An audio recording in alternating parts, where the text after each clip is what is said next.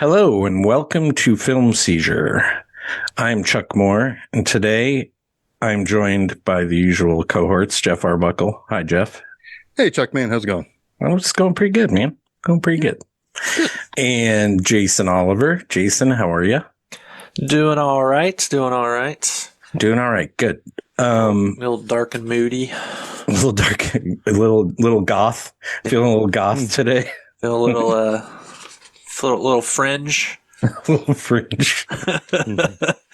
So why are we feeling a little fringe? Because we're talking today about a fairly recent movie for us, right? Like we don't normally cover movies that are this new. We've done it once in last year, I think. But anyway, 2022's Matt Reeves, Dark and Moody, The Batman.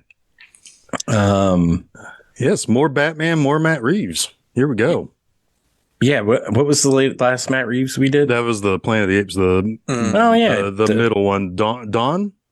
Is Dawn the middle one? I don't ever remember which. I can't remember the order of them. It was a good one though, because I remember us talking. It's the best one of the bunch. Yeah. So Matt Reeves took on what I would say is probably the most daunting, like, recent superhero pickup for me, at least, because you're following Christopher Nolan's The Batman trilogy. Of course, we had the Snyder shit.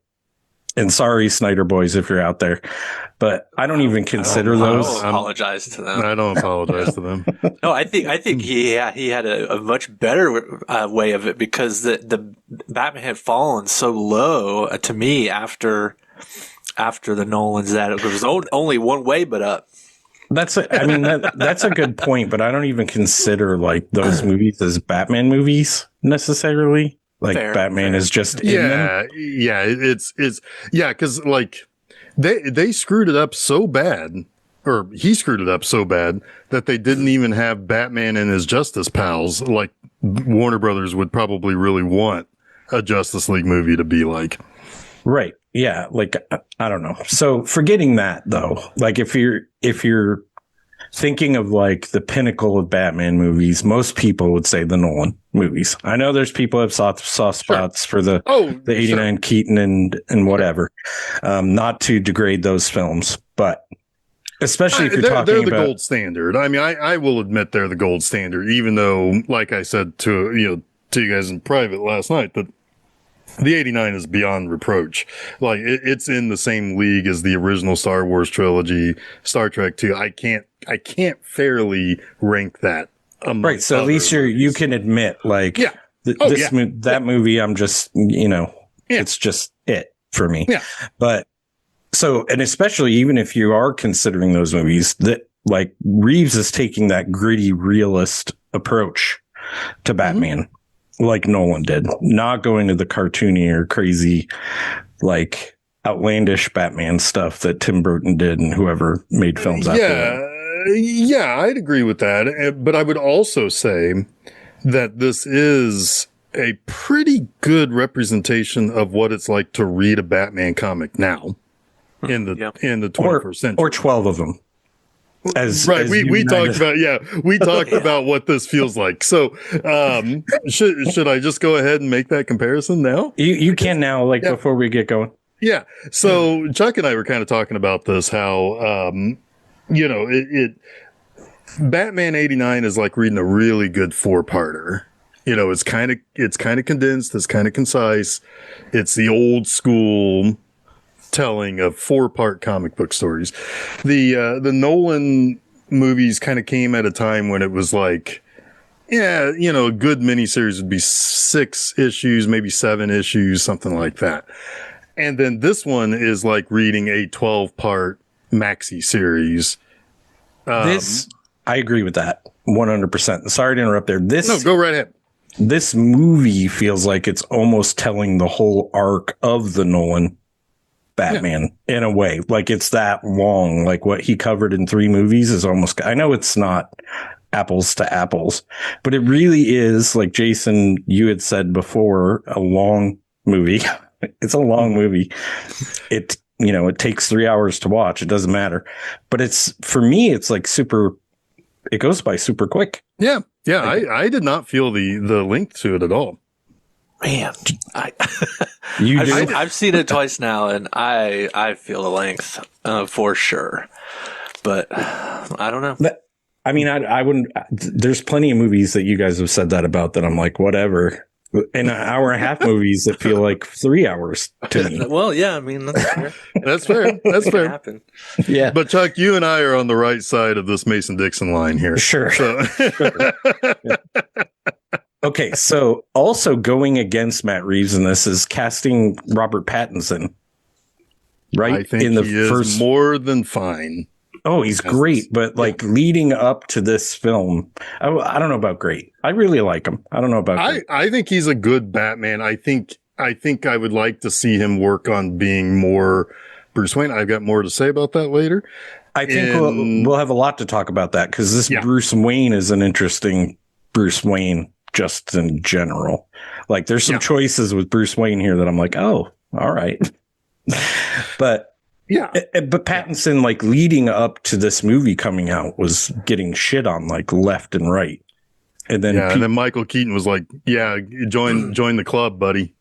Yeah, and yes, but besides that, a pretty tremendous like cast along with him. Like you got Turturro, Jeffrey Wright, Sarsgaard, excuse me, in a kind of small role, but Andy Serkis playing the butler, and Colin Farrell, who now I can recognize, but was unrecognizable like the first time you saw him as the Penguin. Dude, yeah, I watched the whole Penguin TV show, and I there are long stretches of that show where I fucking completely forget. You forget who's in the I mean, he literally I have to remind myself sometimes to look for him, and even then I can't fucking see him sometimes. That's really good. That's crazy. So I have to admit now, and I feel bad admitting this, that I haven't finished the Penguin. I don't know why. And unfortunately, I haven't. So I didn't have time to start it before this, and I thought about it, but I thought about it too late. But yes, I can imagine it's great. Yeah. Do you have anything? Is there anything, having watched this movie again, whenever you watched it this week, last night, or whenever, that the Penguin like adds to this, or is it pretty separate as a narrative? I mean, it's a complete continuation, but he's really, he's got like two major scenes in this movie. Right. So it's a power grab after the. He's not very developed in the movie. He's extremely developed in the TV show. Okay. But yeah, I mean, he's essentially like, spoiler, but there is no leader of either the Maronis or the Falcones at the end of this movie. So somebody's got to fill that vacuum. Yep. Yeah. It's the void that he's looking to gobble up. Yep. Yeah. And that's kind of what it's about. But he's got other underbosses in each family that he's got to contend with. Gotcha. So, I mean, to be fair, but long before the Penguin ever became a show, they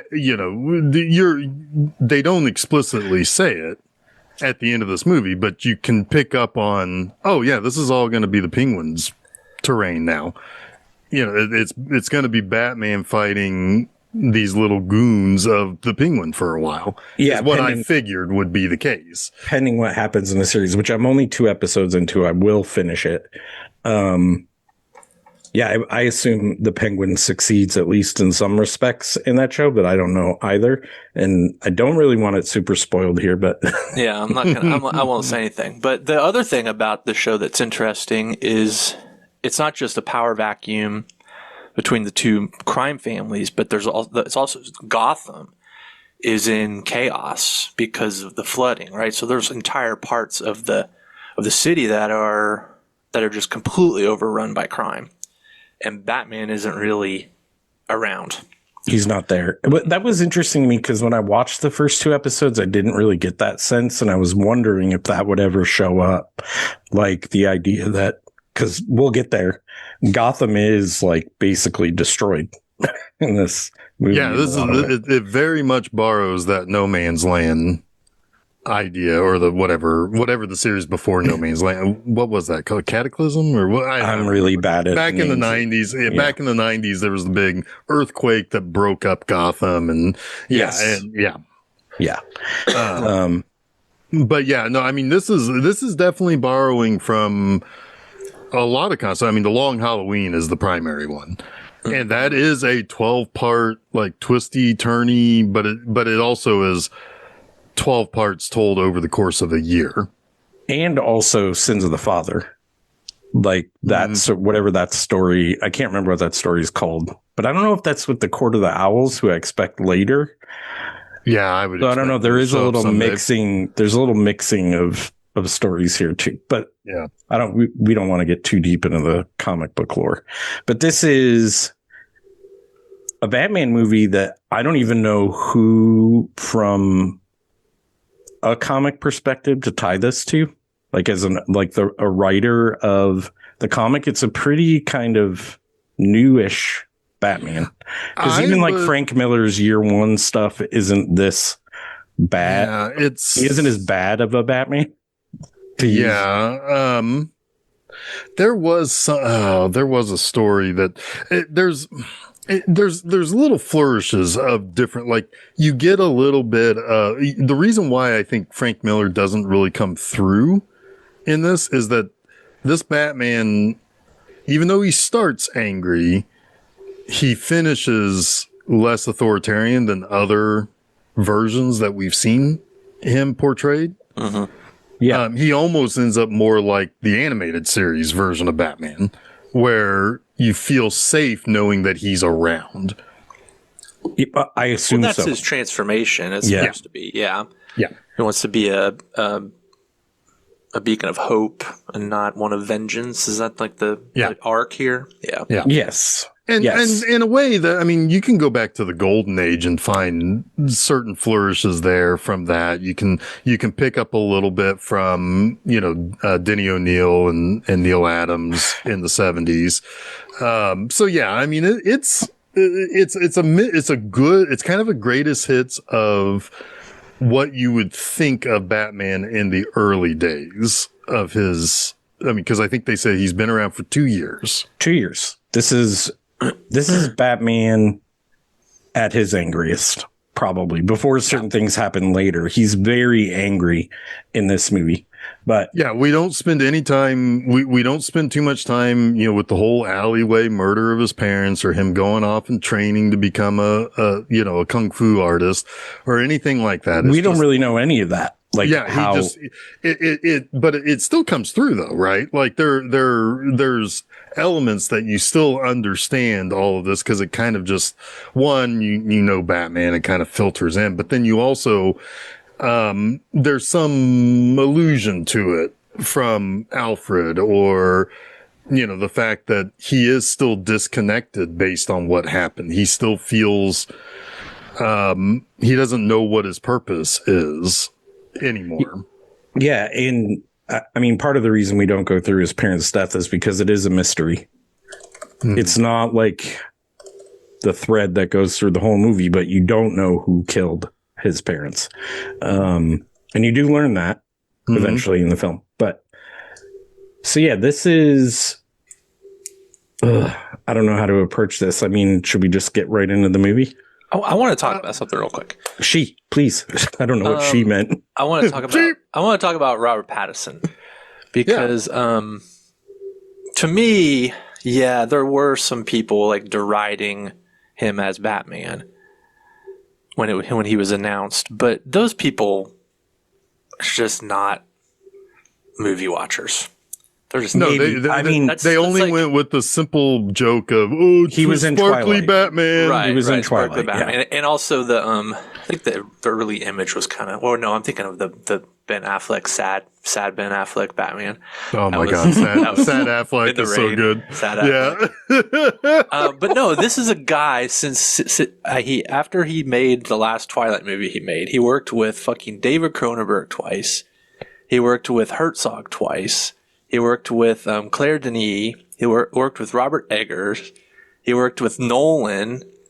Give me a break. Yeah, if he shows up in something, I'm going to give it a shot. I totally agree with you, but where I would push back just slightly is that the Batman is the type of movie that brings a lot of those people that don't watch movies to the theater. It's true. So it's a big percentage of people that would go see it didn't know Robert Pattinson other than the popular stuff. So I understand, but as we knew, he was more than up for the task. Absolutely. Absolutely. But the gatekeeping bridge trolls that crawl out from under their rocks when something like this gets announced, we know for a fact that they don't watch anything because they just complain about everything being woke. Oh God. So it's like the one thing I don't like about Patterson, his Bruce Wayne is a little broody, but that's supposed to be the character. Like all the things I don't like about him in this movie is really all director choices, right? Like, and the way he looks. I don't like his haircut. Like, I feel like this Batman would totally shave his head, right? I don't quite get it. It kind of leans into because you have something in the way playing in this, so it is kind of like peering into that grunge or what led into the emo era. But I also don't think that kind of helped the perception of him going into the movie. That was my point. Sure. That's my point, because he looks like Pretty Boy Pattinson going into this movie with the hair. So I don't know. Maybe they're trying to like also like build up a negative expectation to completely like emphasize how brutal he really is once you see the movie. I don't know. I would say though, looking at him as now, of course we wouldn't know this because Tim Sale is dead now, but that is how I think Tim Sale would have drawn a young Bruce Wayne, like an early 20s Bruce Wayne with that kind of floppy hair, kind of, it looks right for the era. There are Batmans that are like that. Yeah. And the inspiration from the Long Halloween. I think that does look like what they were really going for. But all right. But no, I mean, I will say Bruce Wayne is lacking in this, but it is kind of part of the story. It is kind of right now, Bruce Wayne is the alter ego of the Batman, not the other way around. Right. So yes, it's the one thing the Riddler technically gets right about him. This is who you really are. But he hits the target by missing it. Yes, which is also, I think, informs a lot of the things that Jason might say he dislikes about this, but we'll get into that stuff later. So this movie opens with what you could assume is the Batman sitting on a ledge, looking at a building, kind of doing recon, right? Like you kind of think, oh, that's Batman, protecting or whatever he's doing. But it turns out it's more of a horror open, like a horror opening. You get the killer performing his first kill to open the movie. It's the Riddler killing the mayor in a really quite cool scene, like the way the Riddler's eyes are kind of like burning in the background behind the mayor is like super neat. It almost, I don't know, it's almost like a giallo open in a way to me a little bit. But so the Riddler is killing the mayor and leaving his first riddle for the Batman. Let me find my notes. It's Mayor Don Mitchell is the one. Yeah, Don Mitchell. Yeah, and the riddle is something about what does a dead liar do? I have the riddles written down if I can find it real quick. Or what does a liar do when he dies? He lies still. He lies still. Yes. Which, granted, when he instantly solved that, I was like expecting him to like say "old chum," because that's like some Batman 66 business there. So yeah, Batman might not be a great detective, but he's good at riddles.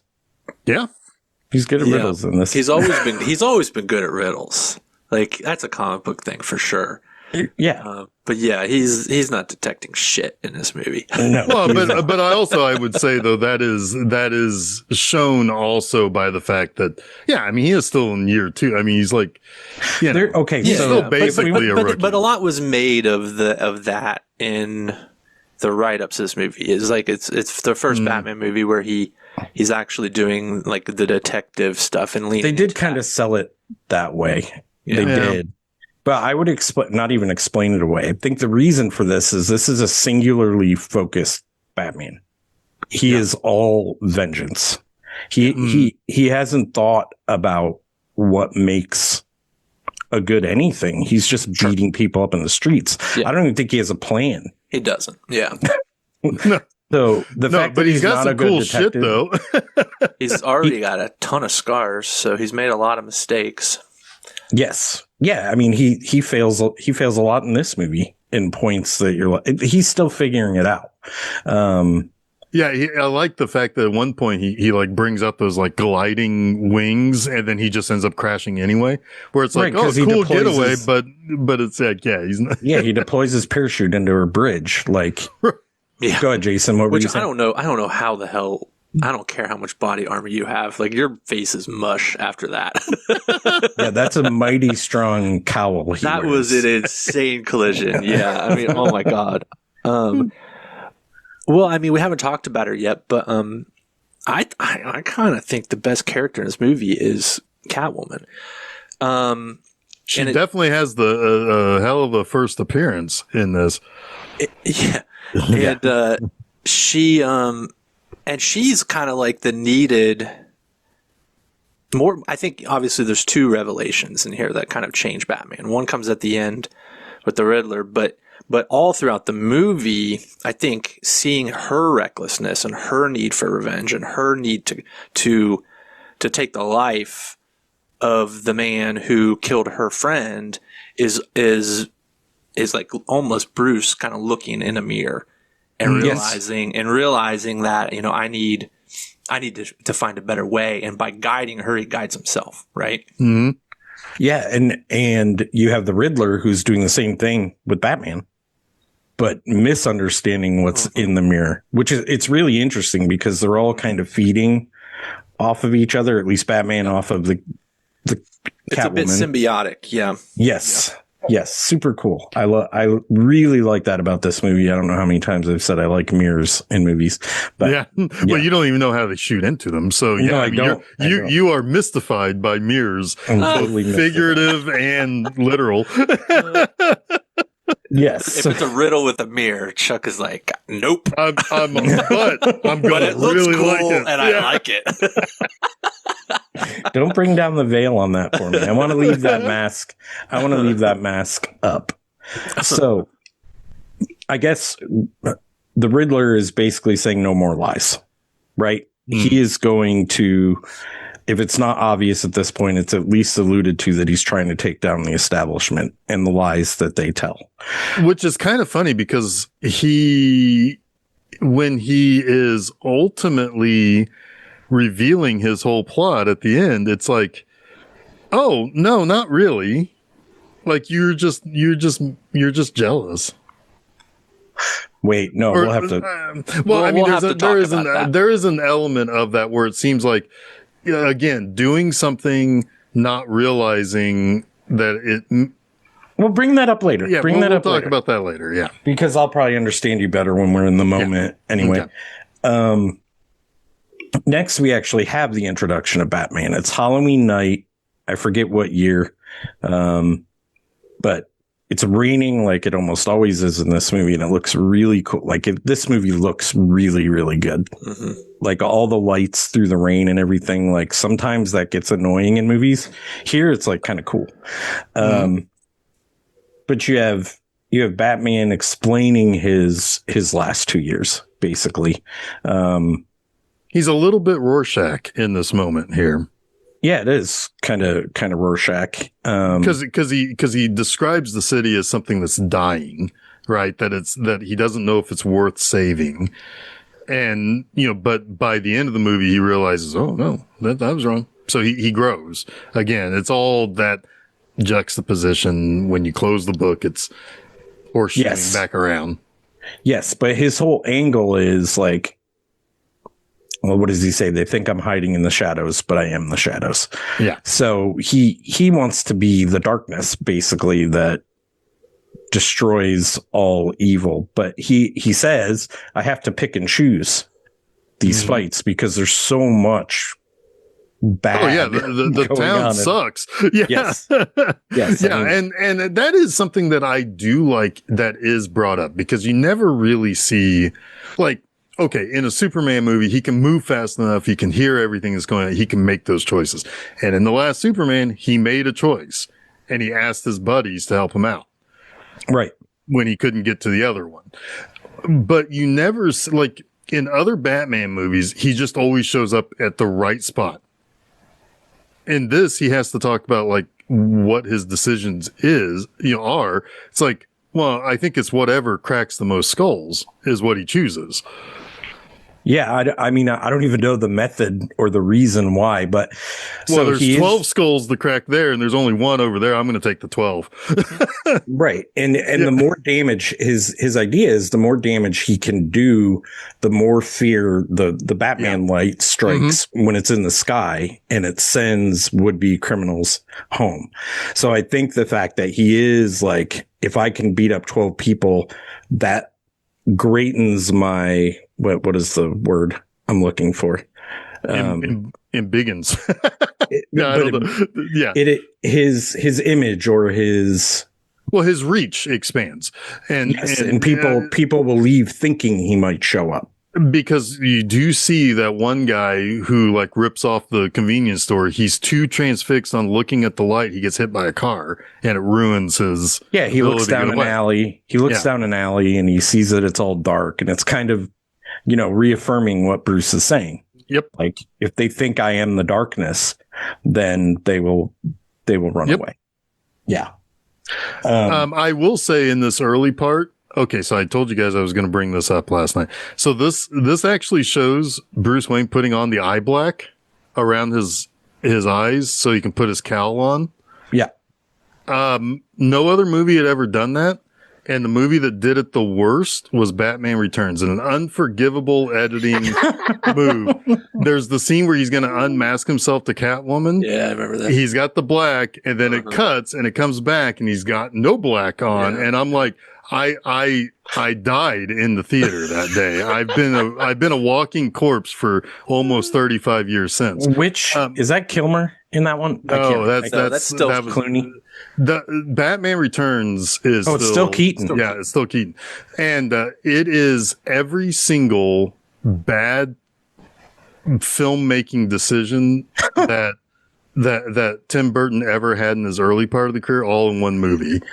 Because the whole thing about like seeing, but he'd already making great movies by then. I know, but like this goes back to his sensibilities of Big Top Pee-wee, where why does the penguin have to walk over there to fly away from everybody? Oh, because that's where the fucking elevator is to send him up. You can see the goddamn track on the side of the building. Wait, Big Top Penguin. Big Top. No, I'm sorry. Pee-wee's Big Adventure. It goes back to that where it's like, he's pulling the chain up through the bike and you can see the bottom of the bike feeding the chain. Oh. That sort of shit. And it drives me nuts. I cannot stand that kind of bad editing. Those are really true cinema sins. And it's just cinema skins. Cinema skins, that's a whole other thing. But that's Mr. Skin's business. Anyway, God. But no, it's just, but like to actually know that it's like, oh no, he stops off at the shitter and puts on the eye black before he puts on, it's like, I love it. Good job.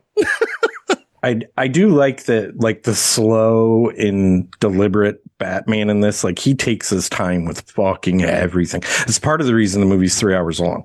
It takes him 20 minutes to get a hammer thingy out of a cage later in the movie. Like he's very slow and deliberate in everything. Like he walks slow, he thuds, and it's kind of comical when he shows up at the murder scene after this fight. Like how loud he is and how out Yeah. of place he looks is hilarious. Oh yeah, it's like because that also has the better delivery of Happy Fucking Halloween instead of Halloween Resurrection. Oh, This movie does it better. Actually, this movie does everything better than Halloween Resurrection could. Yeah, I don't know why we're talking about Halloween. Jeff wants to bring up all the movies he doesn't like right now. Well, Happy Fucking Halloween. Happy fucking Halloween. So yeah, Batman beats the shit out of. I do like that all the guys are wearing what looks like would allude to like a Joker gang, even though I don't think they are. But the initiate only has half his face painted, and then once he punches this dude, theoretically he'd have the full face paint. But Batman intervenes. This is where he says, "I'm vengeance." Like he kicks ass. Like, I don't know how much of that is Pattinson in the suit actually fighting, but I'm like, that looks legit. Like a lot of the fight scenes in this look legit. Yeah. When he's grabbing bats with people and swinging them back around on people, I'm like, that looks like it's one take and he actually hit the man in the face. Like, I don't know how they do that shit. It's like mirrors too. And I don't want to know. Nobody tell me. Imagine if somebody started punching a mirror. Oh no, I would lose it. At least I know why the mirror broke. Like I would get that. Well, that's fair. That's fair. Yeah. But then Batman sees that the light, so that Commissioner Gordon, so he already has a relation not with Commissioner Gordon. Is he Sergeant? Lieutenant Gordon. So he has a relationship with Lieutenant Gordon already. That whole situation with the beacon being in the sky has been set up. So he goes and finds Gordon and they end up at the scene of the mayor's death, where we have the stuff I already talked about. But Batman gets his first riddle that Jeff mentioned. What does a dead man do? He lies still. And the mayor's his face has been taped. It says no more lies. The wall says no more lies, they think, or he lies still. No, it doesn't say he lies still. Something else, whatever. But all the cops are calling Batman a freak. So he is only trusted by Gordon. The rest of the police force is like, fuck this guy. What is he doing here? Why is he touching our stuff? Why is he wearing touching our stuff? Yes, he's wearing gloves. Yeah. Also, the commissioner shows up, the current commissioner, and he's like, Jim, are you out of your fucking mind if anybody sees this? So the commissioner does know that Gordon uses Batman. But he's not a fan of it, He's and he not a doesn't fan want of to it. be public. He certainly does not want it to be public. Right. Agree. Yes. And well, I mean, and to really kind of look into it a little bit further, maybe he's afraid of somebody working outside of the system finding out what's really going on, like that there is corruption. Maybe not, I'm surprised not based on the murder, but that there's corruption underneath all of this. Well, yeah, I mean, the commissioner has to realize at this moment that the mayor's murder probably has something that should worry him too, even though we don't know it. It would be fair to imagine that he would be plenty worried regardless if he's thinking that he's untouchable or not. Yeah. Yes. And plus certain things can come out when someone dies. Absolutely. Just out of investigations and stuff. But yeah, Batman... So the mayor, the important aspect here is that his thumb has been taken off.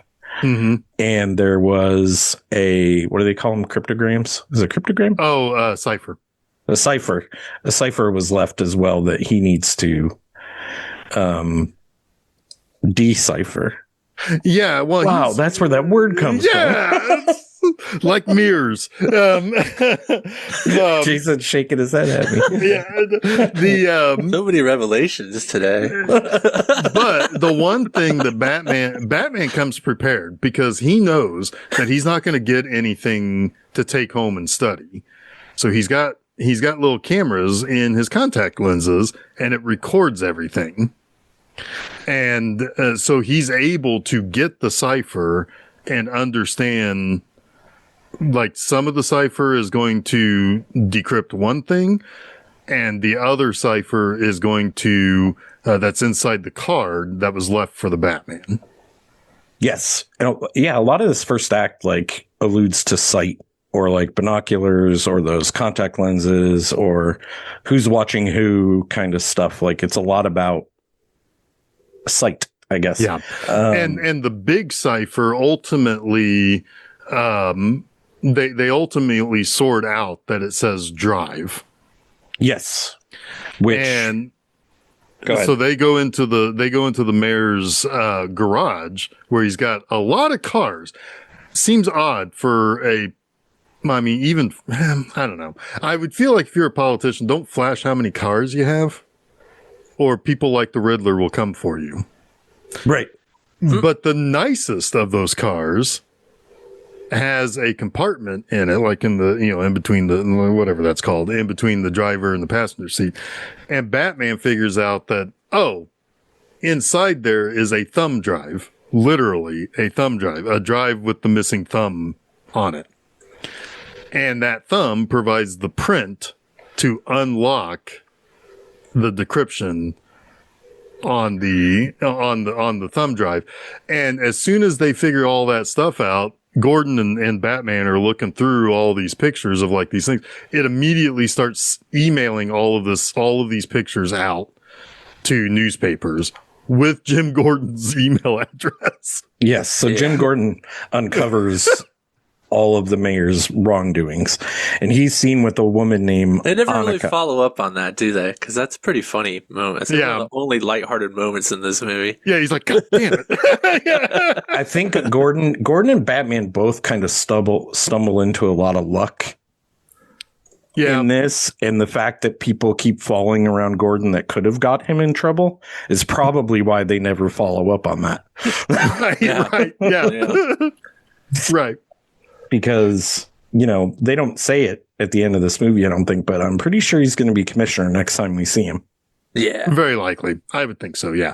Because he saved the mayor's life, too, so they're going to be like chums. Mm-hmm. Yeah. Yeah, so she was up for election. Did she actually win the election in this? Was she the mayor-elect, or was she given mayor because the mayor died? It ends on election night. There was no other person running, I think, right? But we never got the results. The party at the Gotham Square Gardens, or whatever they called it, was an election night party. It was not a swearing in or an after. So she would have found out at like 11 o'clock that night if she won or not, probably. But it's probably all underwater, and that probably washed away all of I don't remember in the show. If she's mayor and Penguin. I don't even know if she's in the show. That actress has been doing quite well since. She's been in a lot of stuff. Yeah, I wasn't familiar with her, actually. Well, when I went and saw, actually, what was funny is when I went and saw The Running Man a few months ago, I was like, she looks really familiar. And after the movie, it's like, oh, yeah, she was in the Batman. She was the mayor, or likely to be the mayor. Yeah. So what do these pictures that are uploaded do? Well, they send the Batman to the Iceberg Lounge, which is kind of like the hub of this movie in a lot of ways.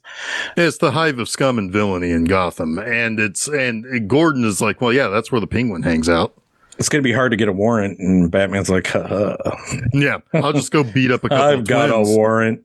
Yeah, I've got 10 warrants right here. Yes.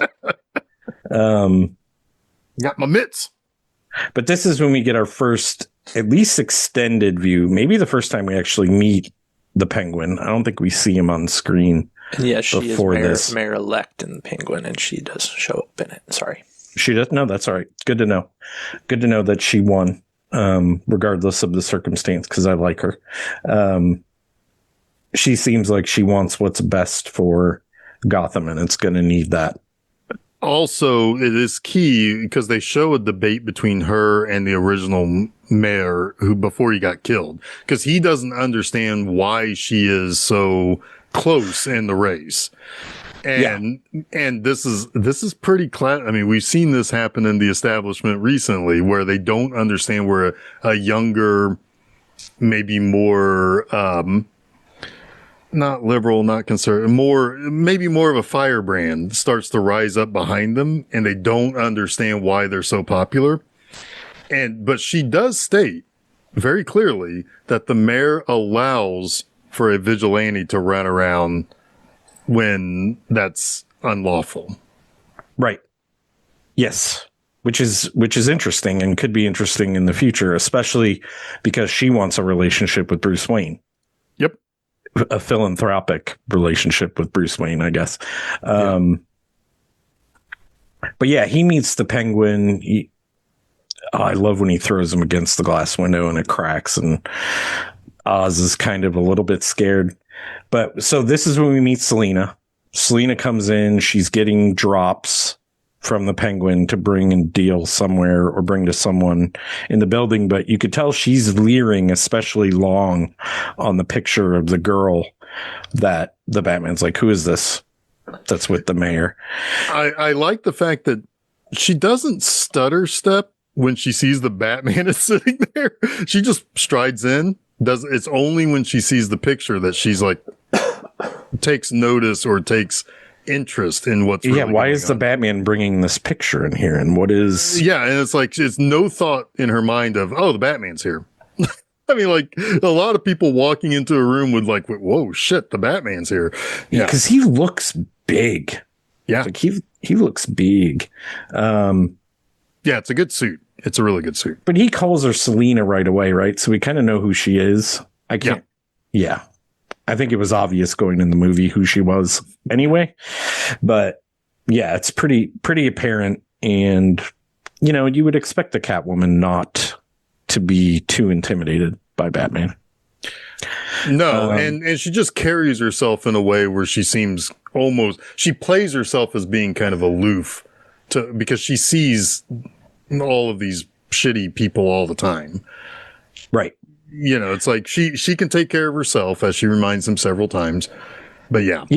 Yeah, so Batman follows her home. I don't blame him. That's probably get arrested for that. But. Well, fair, but I mean, if I were Batman, I'd be like, you know, I mean, that was a hell of a red wig, you know. Yes, but we find out that Selina lives with Annika. Annika being the girl in the picture, and they need to get out of town because the fact that those pictures are uploaded is starting putting heat on Annika, obviously. And we find out that her passport was stolen and she can't leave the country without it, obviously. So the Catwoman has to go get it back. Yeah, she knows where it's at. And it so happens to be at the mayor's house. Now, I love me a scene where two people fight it out and they kind of slam each other around. They're talking at normal tone. And then a cop comes in and looks around and only looks in one room while they're hiding in a whole other, like a larger room. And he just like, I guess it's nothing. And then leaves. I love that shit. It cracks me up every time, even in good movies. It kills me. I've satisfied my curiosity and how much they pay me to investigate things. I guess it was nothing. It's almost like a video game, like search. Oh yeah. Oh, it's totally Metal Gear, right? Like, yes. You know, it's like you can walk right behind somebody, but the moment you're in their view, it's like it's on. Yeah. You can duck under their flashlight and you're good. Yeah. Right. But anyway, they get the passport, but go back to Selina's apartment, and Annika has been either abducted or something. We don't know what happened. The whole place has been tossed. It's been ransacked. Yeah. Yeah. And then we get the great line from Batman. You have a lot of cats. There's a lot that he could say here, and that's what he noticed. But it's funny, like, you'd almost expect all the cats to like hiss at him and shit. But they're like, they're all super cool. Yeah, they're all super cool. Like, I want to hang out with this guy. Yeah. Well, and she says, well, I have a thing for strays, kind of winking at the fact that she already sees that there's something wrong with this guy too. Yes. Yes. So she's more than happy to continue to work with this guy, you know. But then Batman sees an opportunity because he's basically friendless. He has Commissioner Gordon, but he can't use him to do things that are an extension of the Batman. Commissioner Gordon's not going to look nearly as good in that club as Selina will. That'd be hilarious if he had the pink wig on walking in. It's like, are you sure this is gonna work? Yeah, it's gonna be fine. just stare at him. That's some Naked Gun shit right there. Yes, it is. Yes, it is. Oh my God. So now we have the continued investigation at the Iceberg Lounge, but it's in 44 Below, which is the underground, the real club, the club within the club, however you want to say that, where all of the what is the word? Not famous people, but all the government officials and people that should not be there hang out and was do it drops. 44 Below? Is that what it's I called? think that's 44 Below. Yeah. So he sends Selena in there with some of those contacts and an earbud. And he's basically like, we need to get information about why the mayor was killed. So I can't remember what I got to remember. This is when the rat comes up for the first time, I think. Yeah, it is because Peter Sarsgaard, who every single day he gets older, I get him more and more confused with the bald guy from that. What We Do in the Shadows? No, from what was the name? What was the name of that Kevin Spacey show on Netflix? House of Cards. Oh, I was thinking Kevin Smith. I'm like, I don't know. He never had a show on Netflix. The first thing Corey Stoll. Look up Corey Stoll. Oh, yeah, I know who you're talking about. They are like merging into the same person. And for someone with face blindness already, like it's getting really difficult for me. The first thing I said was, "Oh, we've got a Peter Sarsgaard in this movie." I was like, "Is that the guy from House of Cards?" Oh, especially when he has a little like 5 o'clock shadow beard. Yeah. Like his picture when you Google him is like, man. I mean, they could be brothers for real. That's pretty close. Yeah, Corey Stoll was in the first Ant-Man movie. He was Yellow Jacket. Yes. Wasn't he also? Oh yeah, he was MODOK. He's MODOK. Yeah. Oh, that movie is weird. There's a certain charm to it where even I think the movie even knows it's like, well, I'm this thing now. I honestly liked it. I had a lot of fun. I had fun with it. It was so fucking dumb and fun. Yeah, sometimes that's what it just has to be, right? Yeah. Which movie are we talking about? Which Ant-Man Quantumania. Quantumania. Oh, that was the last one, right?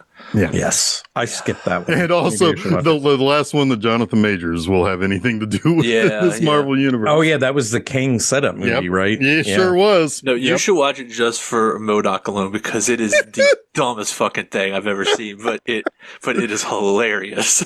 Okay. I'm convinced. I'll watch it now.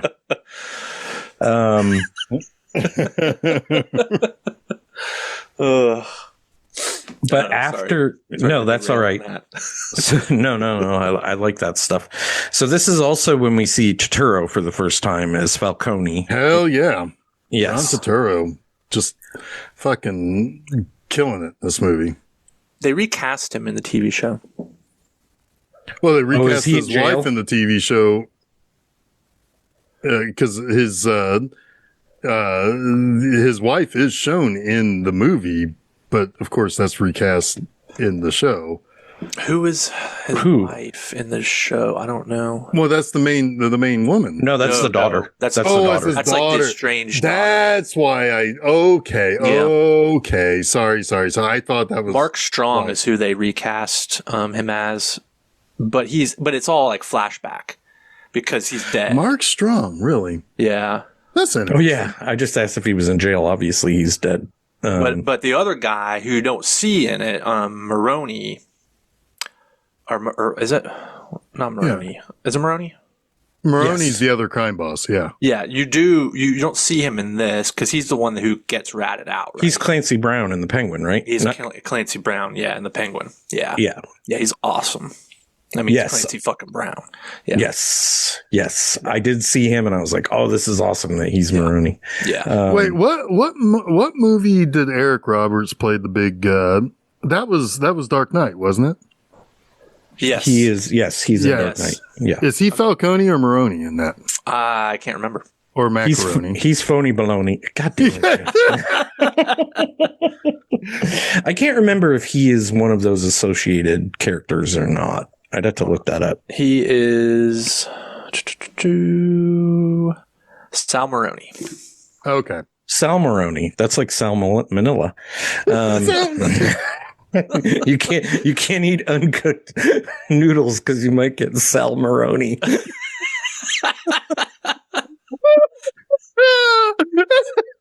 It's like those unwashed eggs. Yes. Yeah. Oh my God. Sal Maroni. My bad. Who wants to talk about Coulson getting taken here? Jeff, you want to talk about it? Yeah. So when I stepped away from it, you talked about how she was sent in with the contacts and he's like IDing everybody with and it. that's when we hear about the rat the first time. And yes. And so basically, he gets taken when he leaves the club, basically. It's one of those kind of classic. I mean, this movie is part horror movie too, because yes, he's waiting for him in the back seat of the car, like he's Michael Myers. Yeah. And Batman moves like Michael Myers. Yes. So they snatch him, and nobody is fully aware of that yet.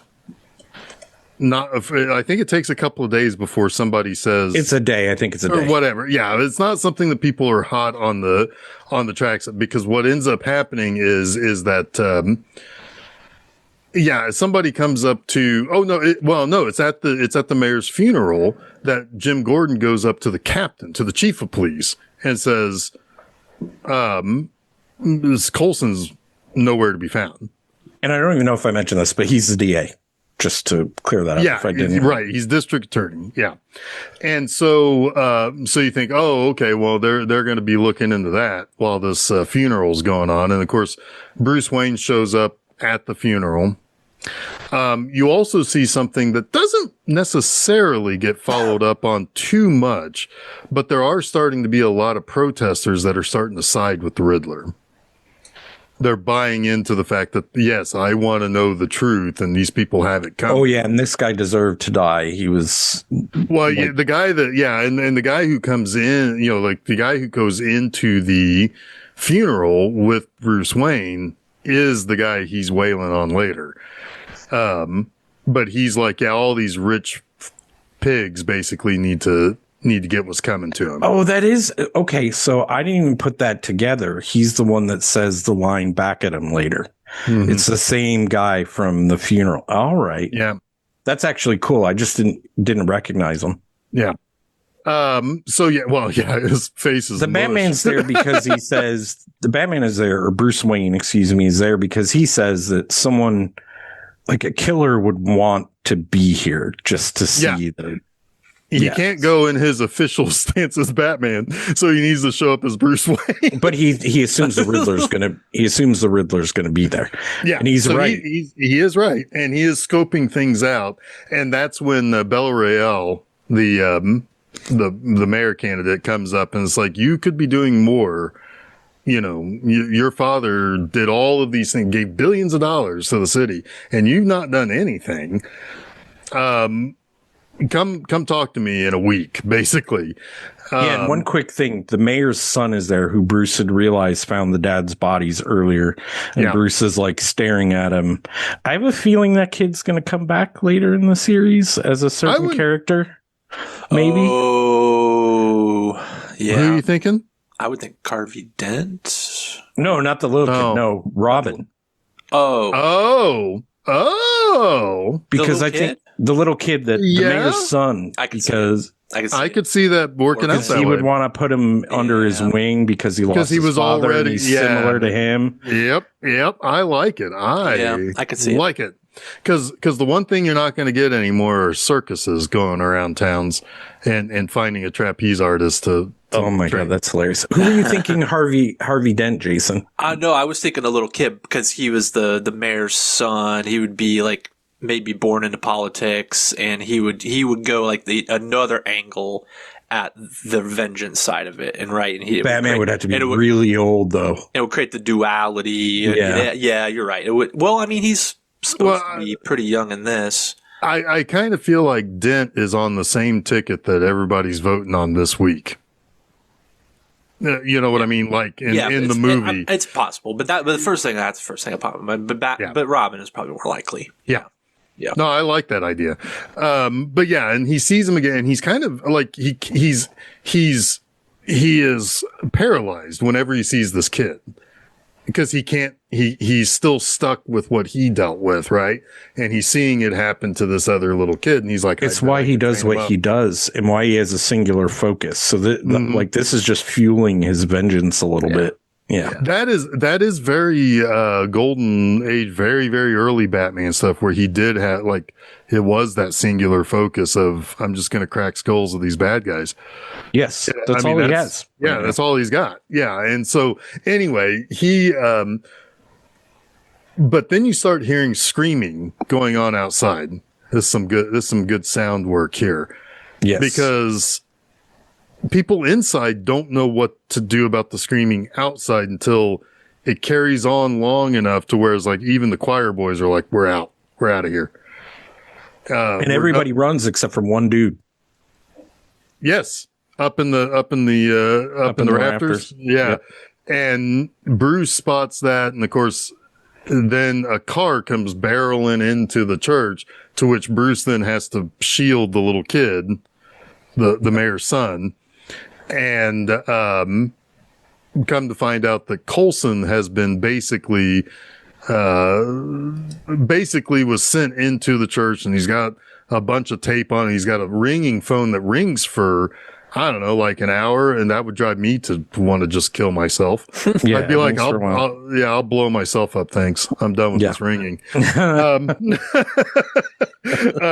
But Batman comes back. So basically everybody clears out of the church. And then, it's like the police have set up a perimeter and all of that. And Batman comes in. And like all the cops are like, oh my God, is this guy crazy? He's going to kill himself. And he, and Coulson, he takes the tape off Coulson's mouth and he says, this phone call is for you. He's like, God damn it, answer it, please. I'm dying here. This ringing is driving me, it's putting more bats in my belfry. Anyway, so it's the Riddler on the other side, and he is broadcasting this. So, he's got his own little, his own little stream going on here for his crazies. Yeah. And he also, and it gets sent out to the, to the news also.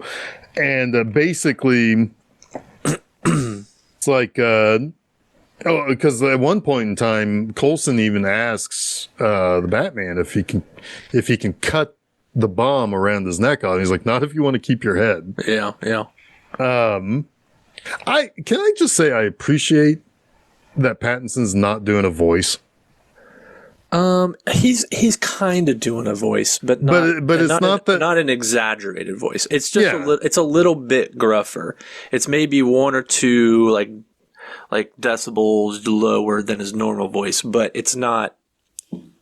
It's not like super exaggerated. Yeah, he's not. That's what I mean. It's like he's not doing like an exaggerated voice. You know what he's doing? He's doing the Michael Keaton version. Of a voice. Yeah, it's more or it's a little bit more gravelly, but it's not like super noticeable. Yeah, right. Yeah. So it's a little bit more like Keaton. Because Val Kilmer was Val Kilmer the whole way through. It just kind of sounds like it just sounds like someone who's talking angrily, right? Yeah. Like sternly, without, but not necessarily yelling. Right. Yeah, it's an up close. I mean what I'm saying. Like right it's not now, a growl. Like Bale. Bale was Yeah. pretty much a growl the entire time. This is a little more understated. Yeah. It's like when you're mad at your kids, but you don't want anyone to hear you being mad at your kids. Yes. Yeah. Yeah. It's that up close, like just Yeah. Did you listen to me, you little shit? It's your, we're in public dad voice. Yeah. Yes. Yeah, most definitely. Yeah. Bat Daddy. Anyway. Bat Dad. I miss Bat Dad. Oh yeah. Yeah. His page got real weird. Yeah. Anyway. So anyhow, so basically, what's the riddle on the phone, Chuck? Oh my God. So the three riddles are basically getting, I won't even say what the exact riddles are, but it's basically getting him to admit that he took money to turn his blind eye. What is the price? What is the cost of your blind eye? Is the main one. And basically he's like, I don't know, like 10,000. Yeah. Coulson's taking $10,000 monthly payments, which is probably a lie. He's probably saying way lower the amount, but he does admit that he's taking $10,000 less. And then the third one, the actual third riddle is trying to get him to admit who the rat is. And Coulson in that moment basically decides, like, I'm dead no matter what. And if I give up this name, so many other people are gonna die too. So I'm not gonna do it. And he blows up. He just fucking willingly blows up, which sends the Batman flying concussed and like knocked out. He definitely takes more everyone survives explosions in this movie. Like, but everybody survives some explosions in comic books all the time. That's a good point. All right, so I'll allow it. This Batman, I mean, they need to get him one of those big heads for like the NFL players wear. Because I mean, for real, hilarious if you just oh my God, I want to see that. He just comes in like. I hope he wears the white one too, though, not like a team colored one, so it looks like he's wearing underwear on his head, like the players do. Yeah. I mean, at this point in his career, he's probably already got the CTE of like a 35-year-old, lifelong NFL player. Yeah, you're probably right. He's going to end up the Riddler at some point. He's going to come out looking. He's going to come out looking like Lego Batman, but as a person. Because he's going to have that extra like boop. And, oh my God, that cracks me up. God, big head mode. Maybe that's how the real Howie, the way that stupid character, the Batman who laughs, is created. It's from CTE. But yes, he gets totally fucked up by this explosion, and he ends up in the police precinct, surrounded by like 100 officers. It was like, take off his mask. Take off his mask. And then, they're about to, but Commissioner Gordon fights him off, and they're like, look, this guy, like, he interfered with an active fucking bomb threat situation. He got the DA killed, basically. And Gordon's like, just give me 5 minutes. I'll figure this out. I don't know why the commissioner's like, well, he's not the commissioner. He's the chief. The chief of police. Yes. He's like, okay, you can be fine. He's got that voice. That guy is in This Flag Means Death. Yes. Yeah. That is him. He's Blackbeard's second in command. Yeah. Yeah. That voice is something. That's his real voice. Yeah. Hold on, I gotta go take a shit. When I come back, you're gonna make sure Batman goes to jail. But yeah, he gives Con O'Neill is his name. Con? Yeah, Con O'Neill. Yeah. Like C-O-N. No, like C-O-N-N, right? No, just one N. Just like a con. Yeah. Okay. Which Batman should be looking at him.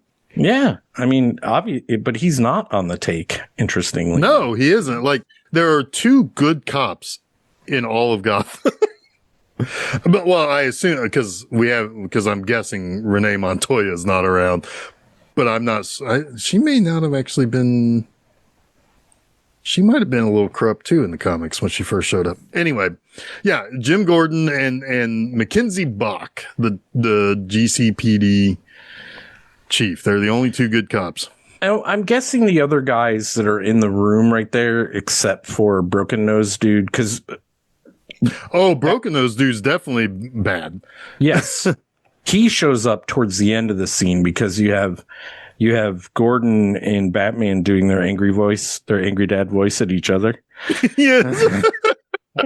Yeah. Jeffrey Wright's got a good angry dad voice. Like, you're gonna go to your room right now.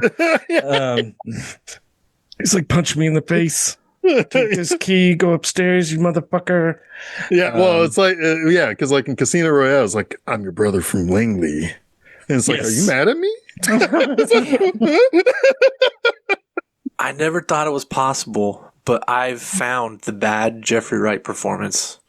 This movie? No, not this movie. It was. No way, not this one. It was in last year's Spike Lee movie, Highest to Lowest. That movie Really? is so bad, Oh yeah, I avoided that. and he is not helping it. But he's. I mean, I don't know what's going on in that movie. It is terrible.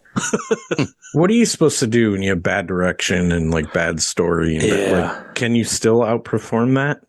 Well, if you understand that he's giving it his all. I do think it's just what he's got to work with. Yes. if you're in a situation where you know the situation's bad and you just like put the pedal all the way down, you can come out of it unscathed. Well, if you start chewing scenery and stuff and like lean into the badness.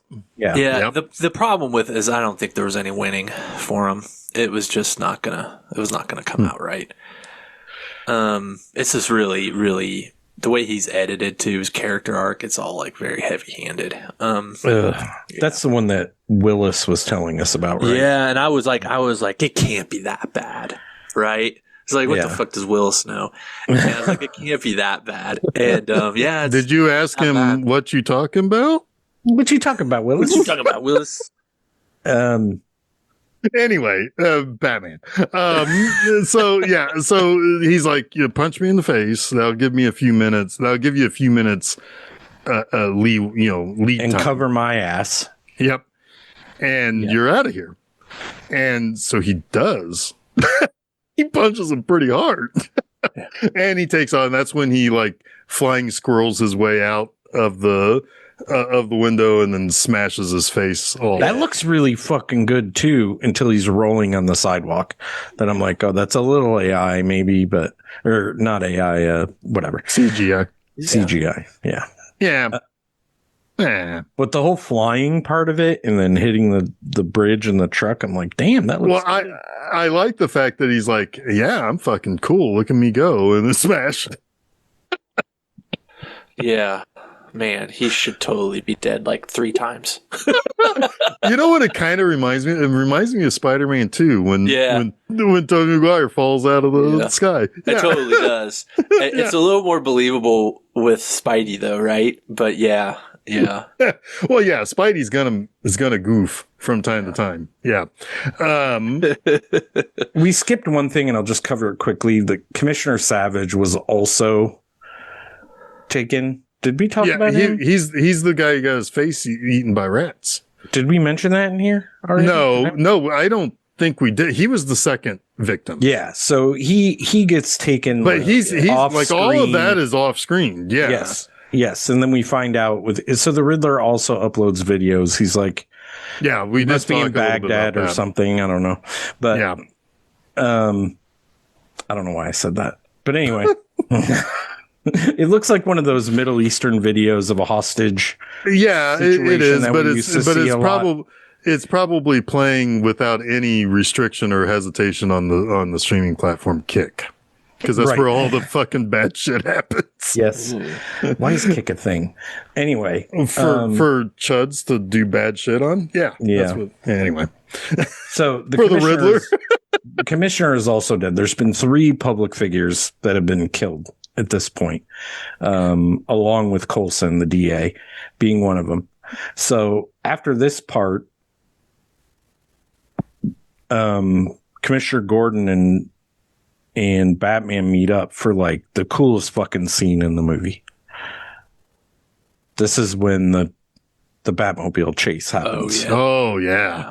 Because early on you see that there's something covering something that's car shaped, and you're like, ooh, Ooh. What's that Yes. gonna be? You don't see the Batmobile for a long time, and my God, when it shows up, it's fucking epic. Especially in the theater. This is the toughest Batmobile ever. Oh, this is like a muscle car. Yeah. Like this is really like 60s, 70s, Batmobile. It's not like where it looks like a real car. This is how you could tell too. It's kind of like Batman is still in those early stages where he hasn't started using the car to like help him with investigations. Right. It's just like a teen angst fucking vehicle on the road. It's functional. Yeah, he's also not branded it all the hell. Yeah. Right. So it is just a fucking mean ass fucking car, and easily, in my opinion, the best reveal of the Batmobile in any Batman movie. We'll talk about growling, right? He lets his car do the growling. Dude. It's awesome. It's awesome. Yeah. It really is cool. So there was a riddle that kind of led them to hear the rat with wings, El Rata Alada. So they're chasing the Penguin now, who is a bird. All they can think about is a bird. Yeah. Yes. And I'm like, are you serious? Because it's like the first thing I would have thought of was fucking you, Batman. Right. Well, that's what the Penguin says. Yeah. So you know what else is a rat with wings of friggin' bat. Yeah. Dude, when he's tied up and he waddles off. Oh my God.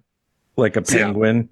Yeah. You can't just leave me. What they don't, that's pretty good. But what they don't like capture in the movie that about his character in the show is how he can talk himself out of anything.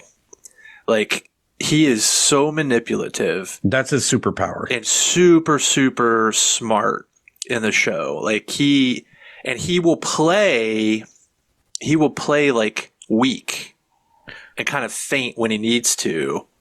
And then strike or be defiant or be argumentative when it suits him as well. Like, he's just so good. And he's really good at like manipulating the audience too in the show. Because you find yourself getting on his side so many times. It's interesting. Breaking Bad-ish kind of stuff. A little bit. Yeah. He was originally kind of conceived for this by Matt Reeves as being kind of like a Fredo Corleone, where he's kind of the insignificant person who's kind of easy to pick on in this movie, but you feel like it sounds like to me he's learned, or this was always waiting to take over. He's kind of like waiting. He plays the long game, and that's the cool thing about the show too, is that it flashes back a lot, right? So you see like kind of how he got to where he got his position of power in this movie, and then obviously how he handles the power vacuum. Yeah, it's good. I kind of wished I'd finished, because I started like a month ago and then something kept me from finishing. Like, because I think he has a very strong performance, but not much character in this movie. Mm-hmm. You know what I mean? Like, it's a little bit. One of my negatives on this movie is a little bit like there's not a lot of character development at all outside of maybe Batman and Catwoman. You don't really get a lot of who these people are just kind of what you know of their established characters, right? Right. Yeah. Yeah, I think that happens a lot in superhero movies where they lean on the content that's already out there. I do especially when there's several restarts too, right? Like, because I would even argue that that's an issue with Spider-Man: Homecoming, is that you just have to know a little bit about Pete. Yeah. Yeah. I think that's okay though, like with Batman. I don't mind a bit with Batman. I don't mind Batman and Spider-Man, yeah, that's fine. But like these other characters that are in there, you want to see a little more of. Yeah, I'd like to know. I mean, Gordon too. I'd like to know what's going on with Gordon. Like, is he freaking married? What's his home life? You know, what's his aspirations? Like, he's just kind of there. Funny. He's just kind of there to like be the conduit to Batman, right? You know, it would have been kind of cool if you really wanted a little bit of extra. And Alfred too could use a tinge bit more development, because I do think they do one good thing with Alfred though, And that is where he is like basically saying it's like, I was left to raise you, Yeah. and it's like, it's a little bit more of a tough love moment. But he also than you normally see from. It's just a throw off line, and maybe this is something they're going to develop later. But he mentions, I was supposed to protect them, your parents. So it's like it's sort of leaning into like one of those versions of Alfred where he's like the bodyguard, right? Not where he's like a total badass. Well, he also says, "I taught you. I could teach you how to fight. Yeah, but I can't be your, father. Yeah, right.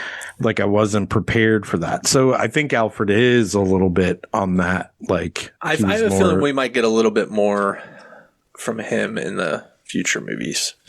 Well, I hope so. I think there's a lot of groundwork here laid for characters and potential development that I hope they pay off on. But in a 3-hour movie, how much more? Well, I know, but I mean, yeah. But yes, but like how much slowly in this movie? It does. There are ways to tighten and explore. The one scene that I was going to say that would have been, if you want to be a little fan servicey or a little tip of the cap, you could have like Gordon come home. It's like, oh, I've had a rough night, or whatever, and his wife's there, and then like in her bedroom, you got Barbara like showing a friend how she like hacked. Yeah, we don't even fucking Barbara. I don't even need him to go home. I mean, he can. But I'm just saying. He can have just like general conversation with that somebody. Well, right? Okay. I was thinking. I was trying to figure out a way to separate him from Batman. Well, I mean, I think that unfortunately he's pretty tethered to him in this movie. There's no way to. Well, that's what I'm saying. But you can give him a little bit more depth than just, oh, it's Gordon, right? Well, yeah, but that's why I say, have him say it's like, I don't know what's going on in the city, or something.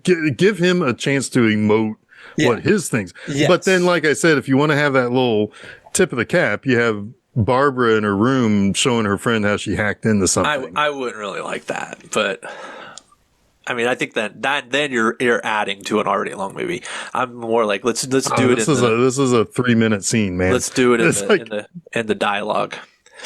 Yes, I agree. Like why is he the only honest cop? Right? Like what? I mean, that's never been established in any Batman anything. Yeah, but I mean that I've never heard why he's the only honest cop. He's really not the only honest cop because a bunch show up to arrest Falcone. They do, but he is like the most important honest cop besides the chief. He's the tip of the spear, right? Like there's a lot of other people like him, but yeah, he is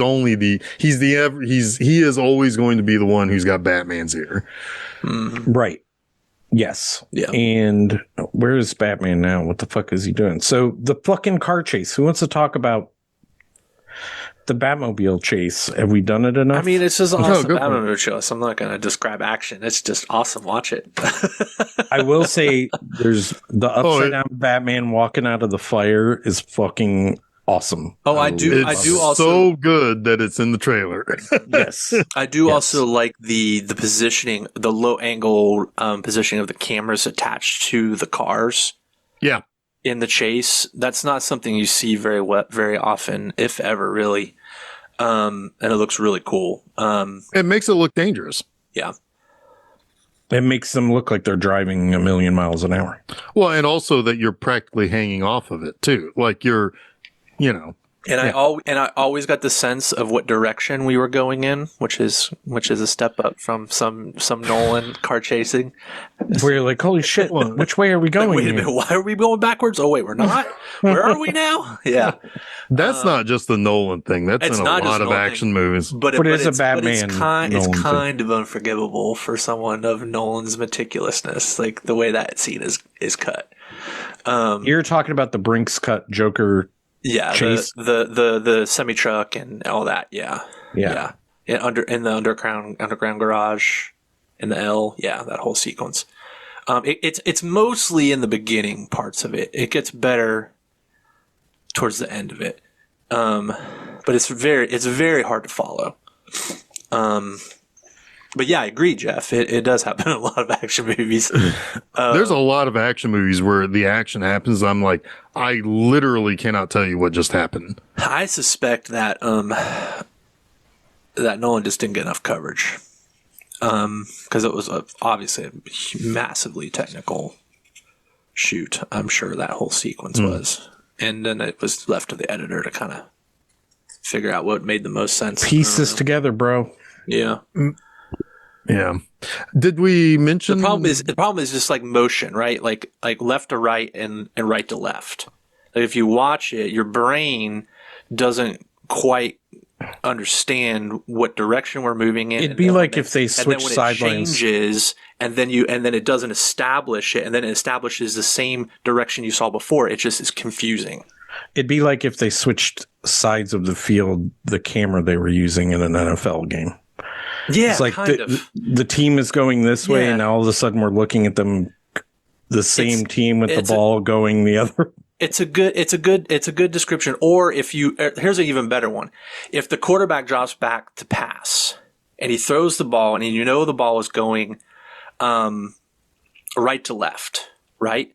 But then when it cuts, the ball is falling into the receiver's hands. Left to right. Left to right.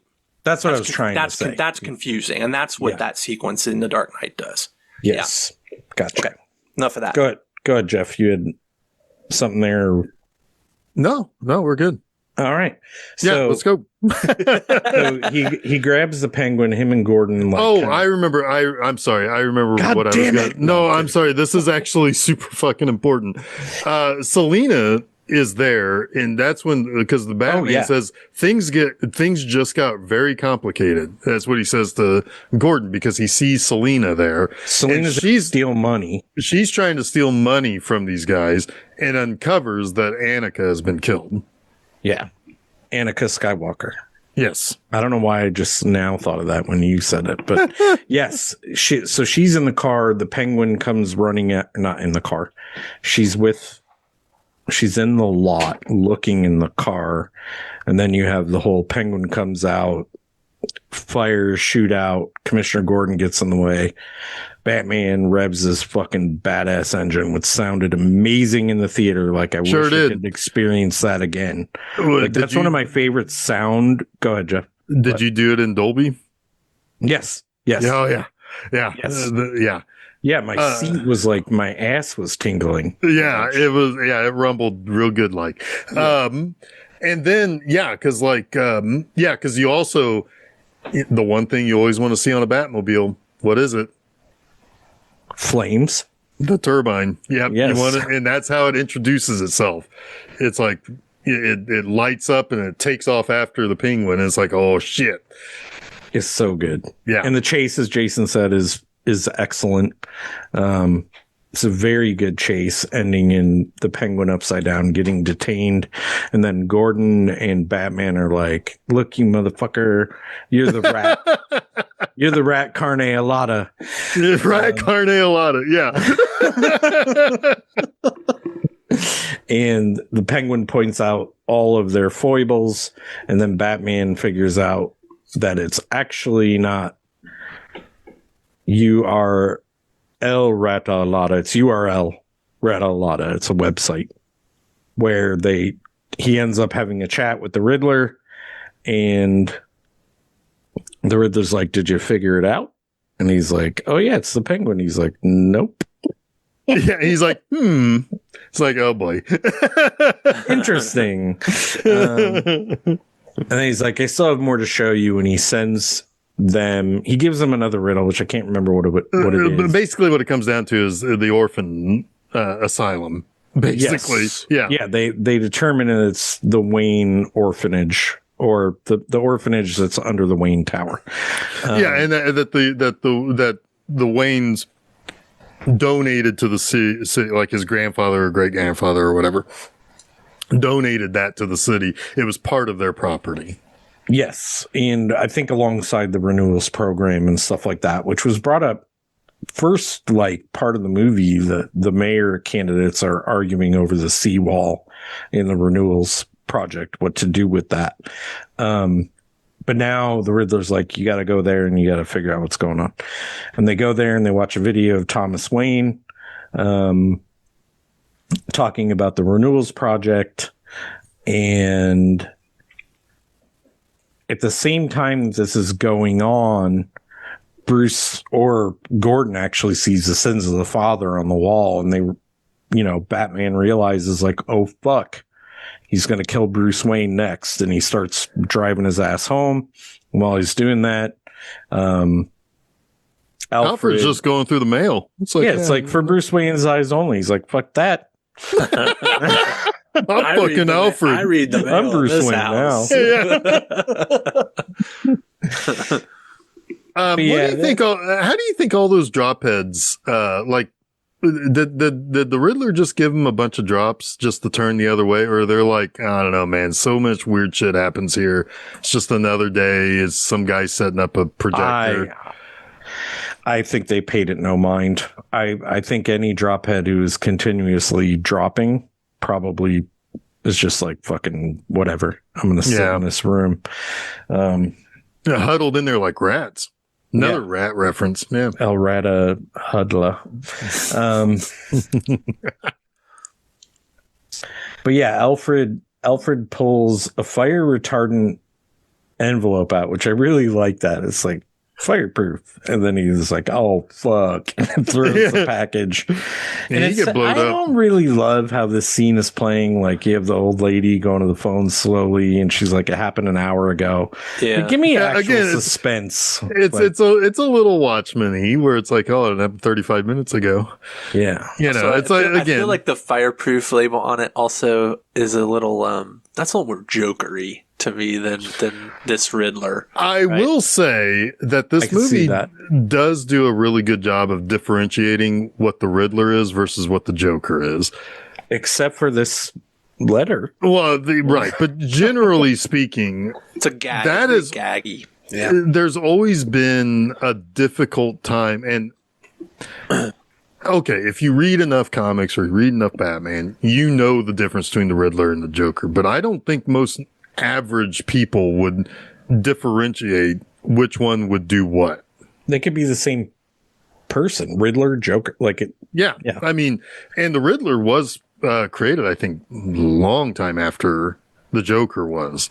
Almost like, well, we just need another guy like the Joker, you know. Yeah. Joker's in jail for the next 10 years. Here's the Riddler. Yeah. Yeah, I mean, the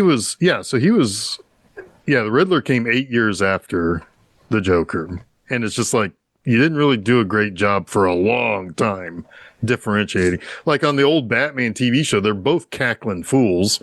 Yep. It's like, which one's which? I bet they had a lot of scripts that they're just like, make this one the Joker, make this one the Riddler. And they're basically the same story. Yeah, the Joker kind of sucks in that Batman show. The Riddler is better, I think, honestly.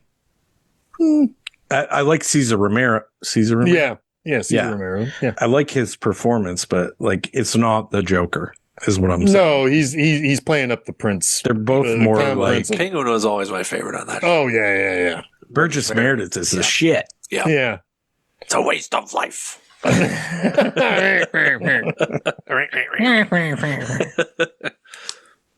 Anyway. Rock. Oh my God, there's coming, Mick. Man, him and what was it, Grumpy Old Men as the father. Yeah. Oh, he's so good, man, Burgess Meredith. I need to watch that movie again. I do too, actually. I haven't seen those since I was a kid. Oh yeah, okay. I don't want to pull a Jeff and start talking about another movie for 5 minutes. or me.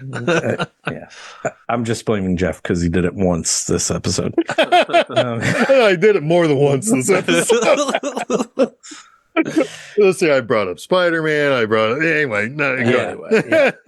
Yeah. So, and then Bruce is a total fucking dick to Alfred. Like after he's been exploded. He's like, you lied to me. Yeah, he's not. He doesn't have much tact. Yeah, well, it's not just that, but he's not looking at it from all the angles yet. Like, this Bruce has a lot of work to do. It is a singular and focus. his detective Bruce. skills. Yeah. Yeah. Like, why would you just believe it? You know, what you've just been told. I mean, even if it makes sense, there are other things that would make sense too, right? Yeah. Yeah, I mean, all you can see right now are the clues because he goes home and he like creates his murder board, but on the floor. Yeah. He totally fucks up his floor. He's gonna have to pay for that. Think he can afford it. Probably. Of course, that whole room is already blown to shit anyway, right? That fair enough. Yeah. Yeah, it's just one more thing to fix. Yeah. Although, you know, like imagine you're the contractor coming into that room. And it's like, what's all this? Bruce Wayne is Batman. No. And then we have a new criminal called the Contractor. Yes. The Carpenter. Anyway, so he, basically like, you know, he can only see that the people who had been targeted before were bad. And so therefore he has lived an entire, like it's one of those ipso facto sort of things, right? Like where it's like, well, they were bad. So my parents had to be bad. And the guy who has basically been lifting them up and remembering them fondly for me has been lying to me. And so, yeah, I mean, he's blinded by that pure drive to stop a guy, basically. Right. Yes. And I'm trying to think of where it goes exactly next from here. Is it when he has the conversation? We were just there, but we went backward. Where he has a conversation with Alfred, right? Yeah. Yes. Yeah. And Alfred is like, no, you silly bat. Goose. Silly goose man. Flying rat. That was his first shot at it was Goose Man. But he had talked to Carmine Falcone, and Carmine Falcone said Maroni killed his dad. Right. And then he goes and talks to Alfred. He's like, you lied to me. And he's like, no, you dipshit. Your dad was a good man. He made a mistake. He's like, pretty big mistake. He's like, well, he was protecting your mother, and he didn't think he would take it that far. To be fair, though, you're asking mob guys to do a thing. It's one of those. It's pretty naive. Deal with the devil. He had to be pretty naive. Yeah, it's pretty naive. But I think. But he might have been in desperation. Well, yeah, it was desperation, and he didn't care about, like he told Bruce. He's like, he didn't care about any of the other stuff. The candidacy, his reputation. It was all about protecting your mother. But what in fact ended up happening was when what's Daddy Wayne's first name? Thomas. When Thomas and Martha. when he finds out that the reporter was killed, he said he's going to go take it public. He's going to go to the news. He's going to confess everything, and that's when Falcone has him killed. And well, at least Alfred. That's Alfred's strong suspicion. I wish I knew. I wish I knew for come sure. on, he fucking did. Right. Fucking did. But at the same time, Selena has captured the broken-nosed cop, and she puts the light up, and Bruce sees that while he's in the room with Alfred. And he shows up, Gordon shows up, and he's like, I thought you put the light up. He's like, I thought you put the light up. But she wants to kill, I forget his name, doesn't matter, this other cop. Cop man. And Batman, like one of the probably 5 times he tells her, like, you don't want to go down this path, which is again mirroring him, Jason saying him learning from Selena. But she's like, okay, well, I'm going to kick him off the roof. You save him and I'm going to go run and kill my dad. Yeah. Which we didn't even mention. This movie is. Hey, guys. I found my dad. I found my dad. Good luck finding your dad. Yeah, there's a whole thing about how Selena was pretty certain that Falcone was her dad because he's always had a weird way of acting around her. her mother used to work at the same club that she did, and she would hide basically in the coat room or whatever. And whenever Falcone would see her, he would kind of not leer at her, but like stare at her in a way that's like, this guy has an interest in me that's not normal. Yeah. Not just a passing interest or, oh, there's a kid here, or a sexual interest when she There's grew something up. more here. Yes. And her mother ended up dead, much like, with Bruce's parents dying in a bizarre circumstance. Unsolved circumstance in particular. And she's pretty sure the Falcone had her killed and by strangling, which she finds out that is Falcone's modus operandi is to strangle people with his bare hands. Right, because when she's on the roof with this cop, she finds Annika's phone on that cop, and it has a recording of her being strangled by Falcone. And she's like, I'm going to go get him. She goes off, and Batman's like, I'm going to go stop her. And Gordon's like, I'm coming with you. He's like, no, I got to do this my way. And of course, we have the riddle in the background of bring the rat into the light. Yep. Which is what they do. I do have to bring up this. One of my favorite Batman action sequences ever in film, besides the car chase earlier, is him in the hallway when he gets out of the elevator, and you have like all the only light you see is the machine gun lights, the Uzi lights, and him beating the shit out of everybody. I'm like, that is fucking cool. Yeah, that's Batman. That is straight out of a comic. Yeah, it's so good. Yeah. But they have their little fight with, Falcone. Is it Falcone? I think the Maroni Falcone thing is fucking. Well, it's also like the Italian thing, right? It can be pronounced both ways. Like Morricone or Morricone, like both seem to be accepted, right? Yeah, it's messing with me right now. But I do think most people pronounce it Falcone in this. Yeah. Gotcha. Yeah, that makes sense. And especially when you're reading a comic, like you can do it either way in your brain. Falcone starts strangling her, and Batman shows up, and she gets a gun, and he's like, don't kill him, you don't want to go this route again, right? And they do end up just apprehending him and walking him out. And when they walk him out, there's the shit with the Penguin, and Penguin pulls a gun, but Falcone gets shot, and everyone realizes eventually that, oh shit, it's coming from up there. And the Riddler's been across the street the whole fucking movie. Yeah. Because is it the Penguin? He's like, I didn't shoot him. I didn't shoot. Yeah, I didn't shoot. I didn't shoot. Be easy on me or whatever. Yeah. He's got his it's like the killer from the Seven up there from the movie Seven, right? It is very the notebooks and all that. Yeah, shit. This movie is very, very Fincher 7 in my opinion. Like, I agree with that. I think of like all the thrillers that people say this was kind of like taking inspiration from. No one mentioned Seven for some reason. I think that's it with a bullet. Yeah. That's interesting because I expected to see the scene where. It was actually in my brain, and I was watching it when they're looking at all his notebooks. Yeah, right. It's kind of there, but it's kind of there. Like he's flipping through it, and they're like, he's like, what the hell is this? Yeah. But I was seeing the Seven version of that in my head. And like the reams of them that the killer had in that. Yeah. What's in the bat? What's in the bat? What's in the coffee? Because he goes to the little his finger is in the coffee. I do like that little Riddler symbol he puts in the coffee. But he gets apprehended. Obviously, he has this little hideout which has a bunch of clues and shit. And you kind of, when you're first watching this movie, you're like, this is the end.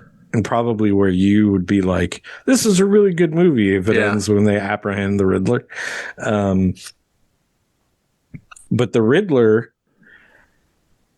so they apprehend him, they go back to investigate his place. It's got all that stuff from Seven.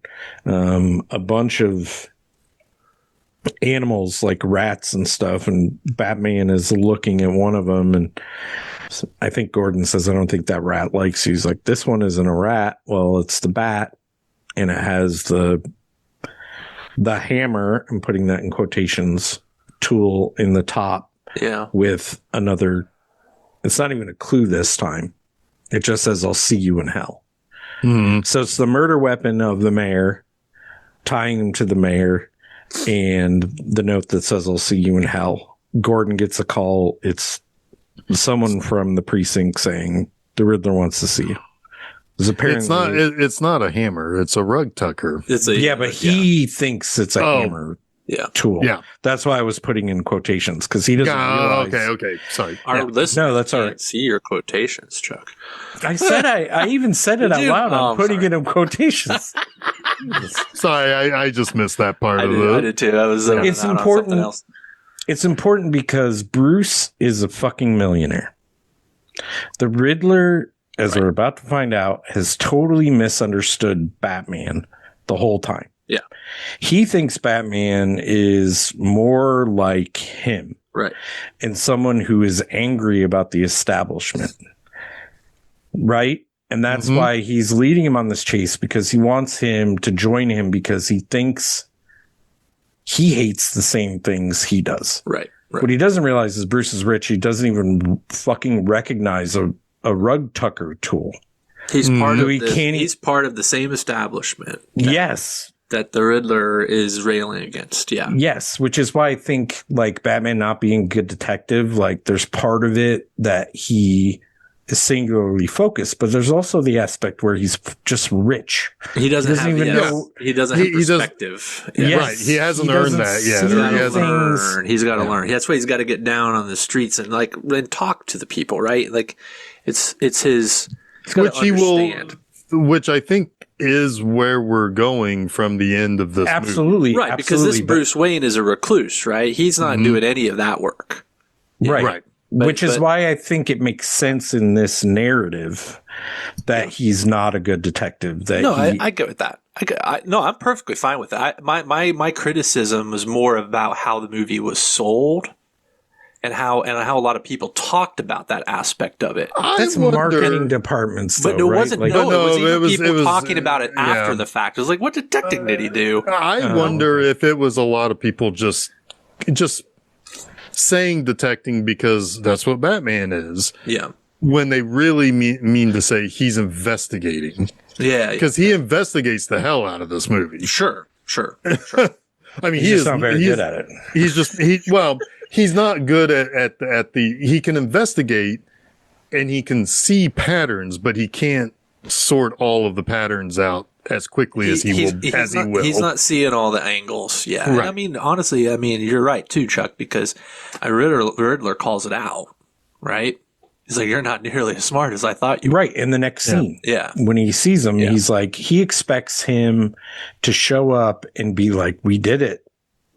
You know, like, we did it. He expected Batman to be smart enough to understand that he was helping the Riddler, when in reality, Batman was trying to solve what the Riddler was doing. Yeah. So he is being led, but in reality, the Riddler thought, you're walking with me. I think it's like super interesting in this. Yeah. It's interesting. I also really like that direct interrogation scene. The only time that the two of them actually interact together. Yeah. I mean, like in any substantial way. There is the phone call, but that isn't even them interacting. Not really. So this is the direct interaction of, I'm going to explain everything to you.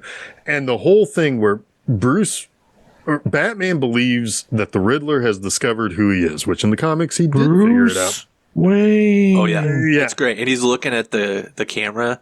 Yeah. Right. And he's like, is that recording? Do I have to take that fucking thing out? Am I going to have to take that thing out? Am I going to have to kill this guy? He's thinking about all of it. Right. And the whole time at the start, like when he's now he's thinking about the angles.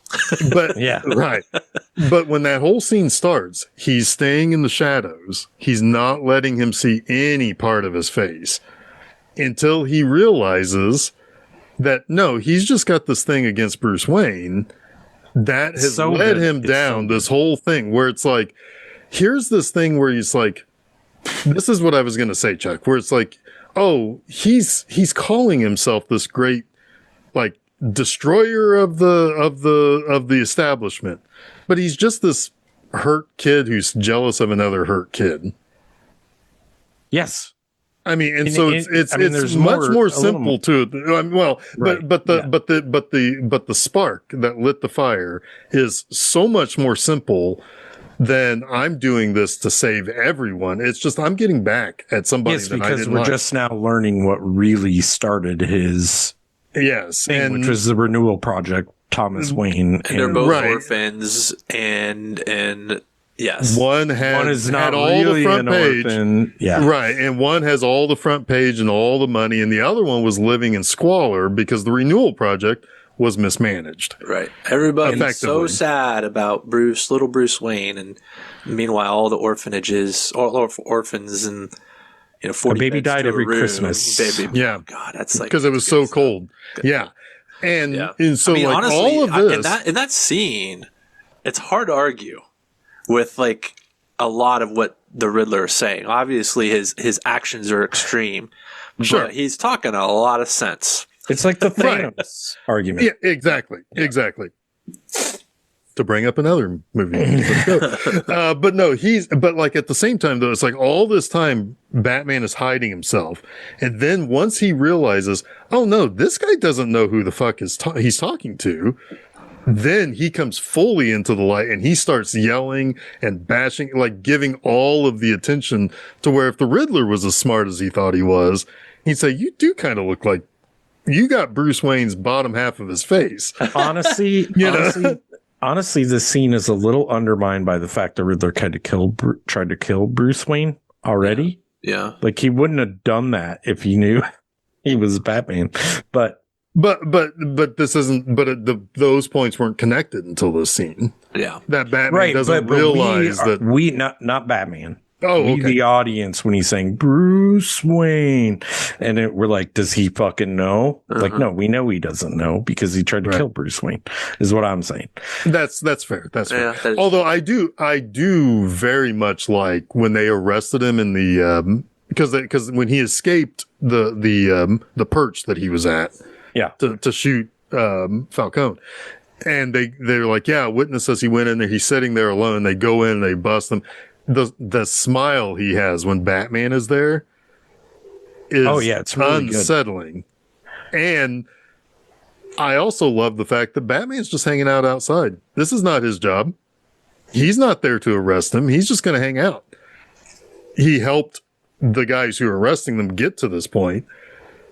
But he's just going to stand outside on the street corner. Yeah, I mean, he would have beat the fucking ever living shit out of him if the cops. Probably. But Yeah. You tried to kill me. I mean, you tried to kill Bruce Wayne. Blah, blah, blah. Yes, but at the same time, Jason, did you have something you wanted to add earlier or did we cover? No, other than this is where the movie should end. This is honestly where the movie should end. I think he understands that the way he had his persona as Batman has inspired the wrong sentiment in people. I do think the seawalls should blow. And I think he should be in. I think he should have to witness that with the Riddler when it happens. And then I think we should have our slow wrap up with his narration and everything with Catwoman at the very end. Okay, so there, I can see movie's that done. because there is a little bit. And we've just saved like 30 minutes. There is a little bit of him probably realizing that he inspired the wrong thing, but it's just one person. He inspired one wrong person. He doesn't realize until he gets to the next part, because there's a whole thing like you haven't solved everything. He has to go back and actually realize. There's a way you could make that. Sure. There's a way you could show that. I think. And he Fair. already knows he's got a whole 500 followers, just like Film Seizure. He doesn't yet. He doesn't know he that does, yet. 'cause No, he doesn't know that yet until the Riddler says, you haven't figured it out. It's all there. And he has to go back to the apartment, that's when he finds the carpet tucker and all that. Yeah. So he doesn't know that stuff yet. But no, but there's the one guy the one cop who says it. He says he's got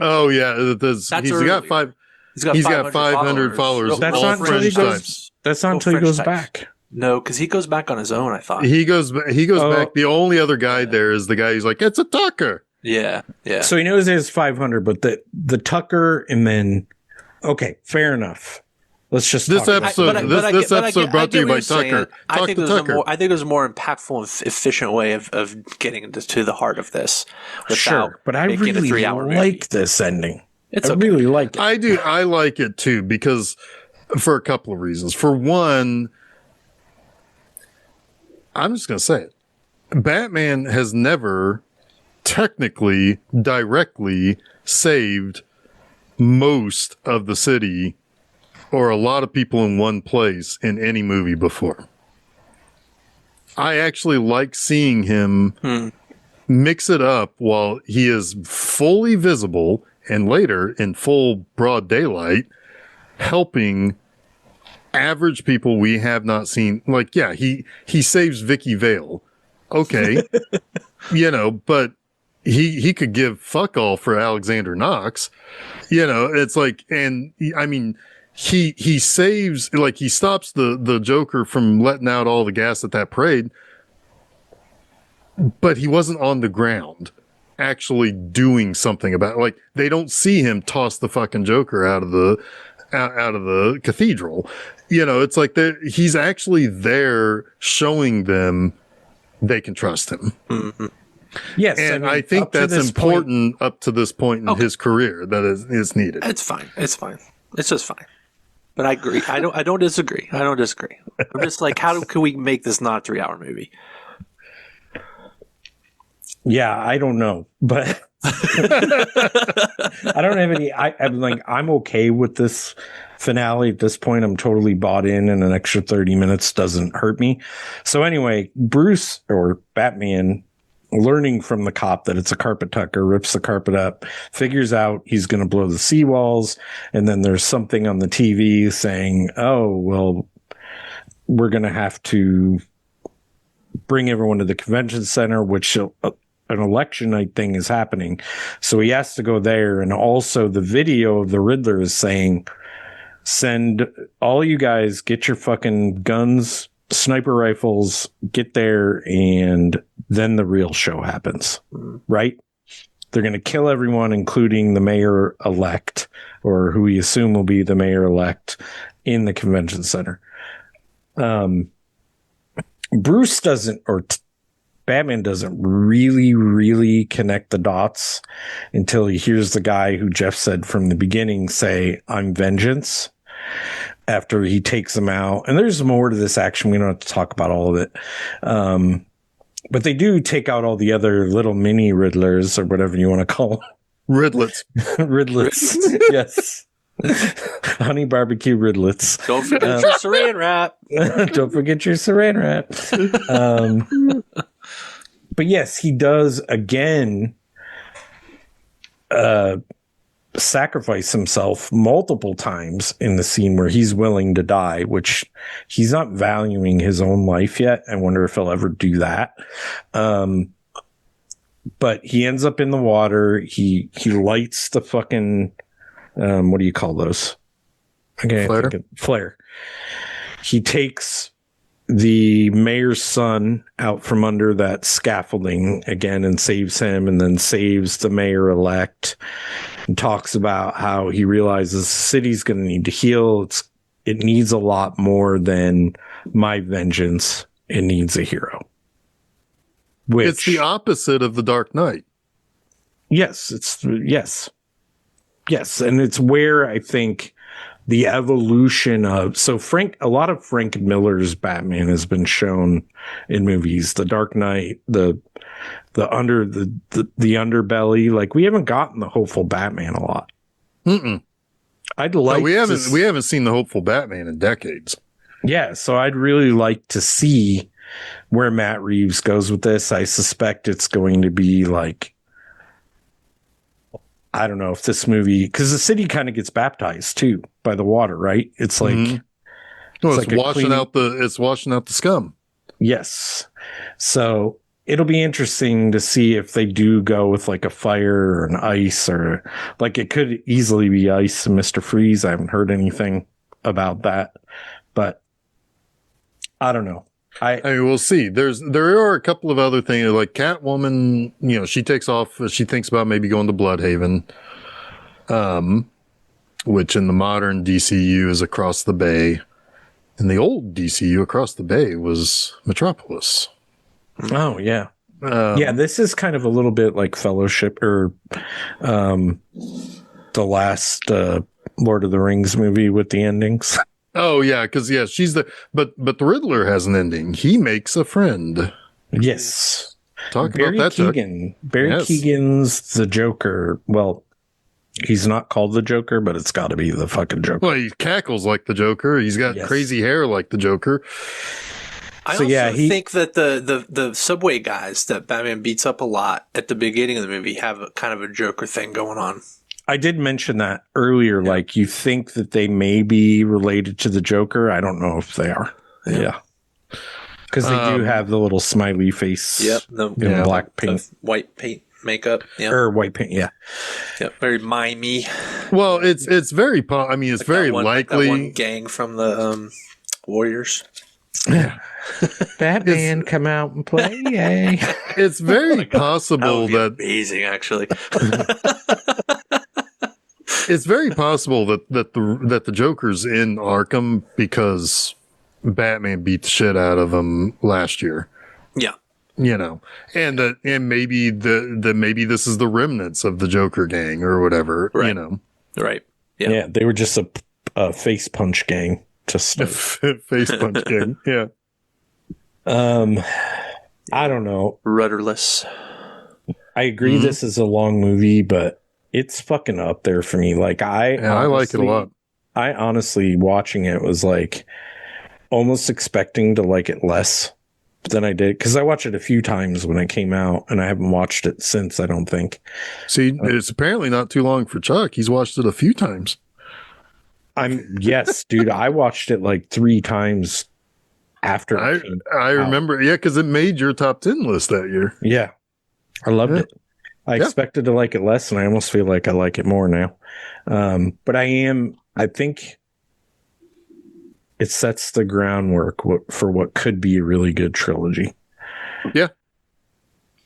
So we'll see. We shall see. Is that the plan? Is it a trilogy? Yes. They're pretty close-lipped on the Batman 2. Supposed to come out next year, I think. Because I know we got that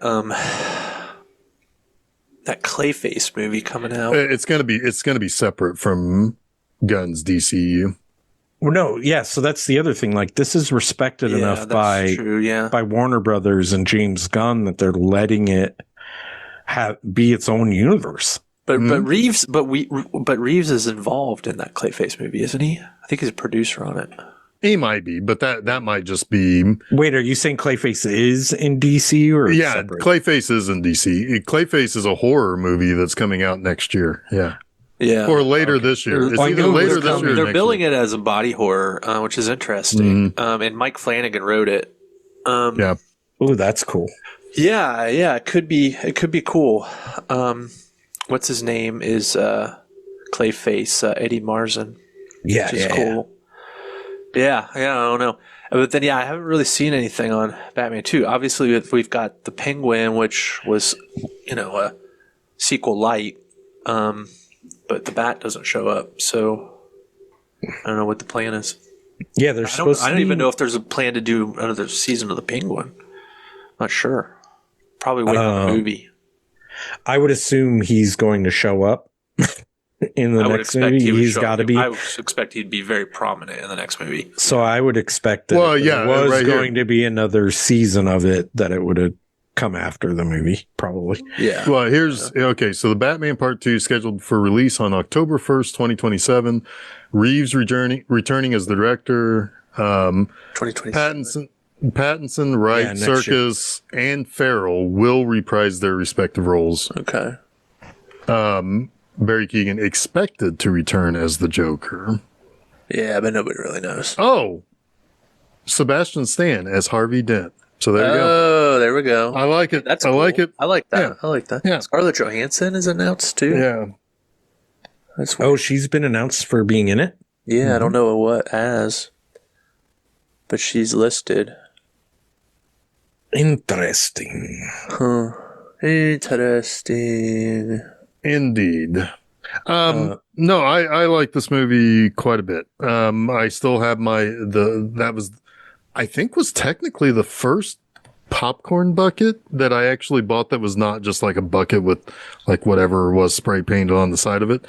Where it was like, it's Batman's cowl and you open it up and you put your popcorn in it. I have a Batman bucket, but it's not that.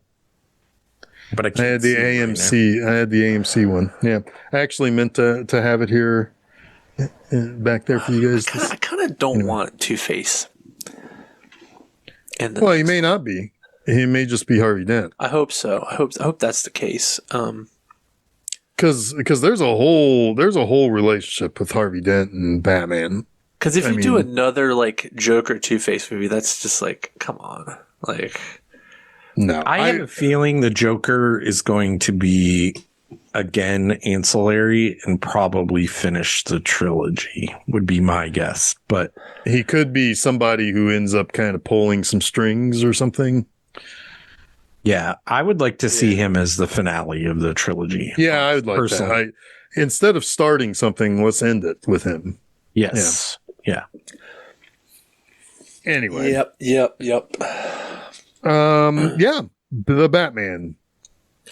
The good stuff. The good stuff. I like it quite a bit. What's speaking of water?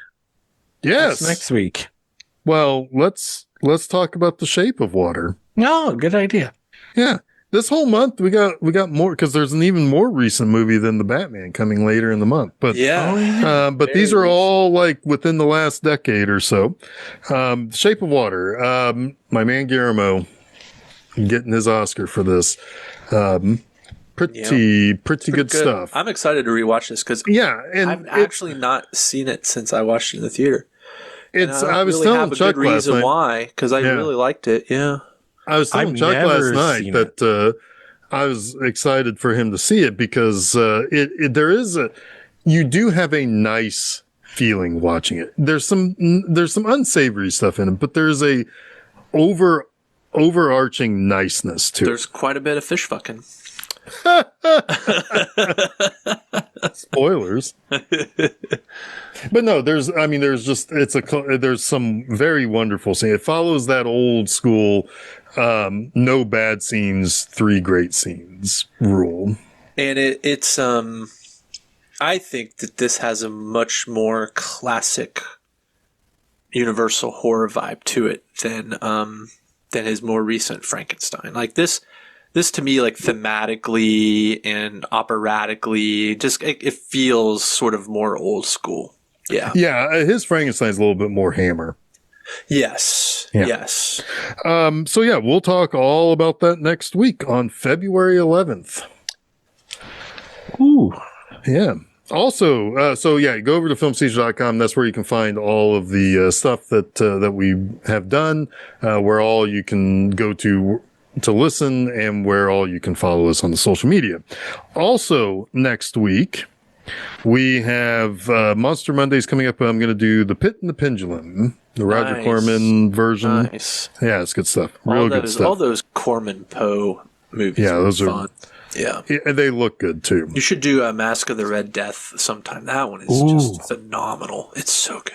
Yeah. I just like that story. Yeah, and it's actually pretty true to the story as well, if I remember correctly. Because not a lot of those Poe movies were anything to do with Poe. Like Witchfinder General. Cat. Witchfinder, that's one. Witchfinder General was called The Conqueror Worm. Because it wanted to capitalize on the Poe craze, and it had nothing to do with it. Yeah. Yeah. Yeah. But the Corman ones do. They're good. So that's all over there at filmseizure.com. This upcoming Friday at my website, bmovieanima.com, we kick off Melissa Joan Hart Month. with Backflash, Holy shit. starring Robert Patrick and Jennifer Esposito. It's a great first half of a movie and a terrible second half of the movie. Wait, is she not in it? She is supporting. I started with a supporting role for her. She digs around dead people. Gotcha. And I kind of dig around that, if you know what I mean. Mm-hmm. I don't think you do. Okay. Like, is she a little spooky in it? Is that what you're saying? Yeah, a little bit. All right. Yeah. All right. Until next week, I am Jeff Arbuckle. I am the Chuck man. I could just tell you were going to all right, I'll begrudgingly play along with that. I am Jason Oliver, and you have been listening to Film Seizure.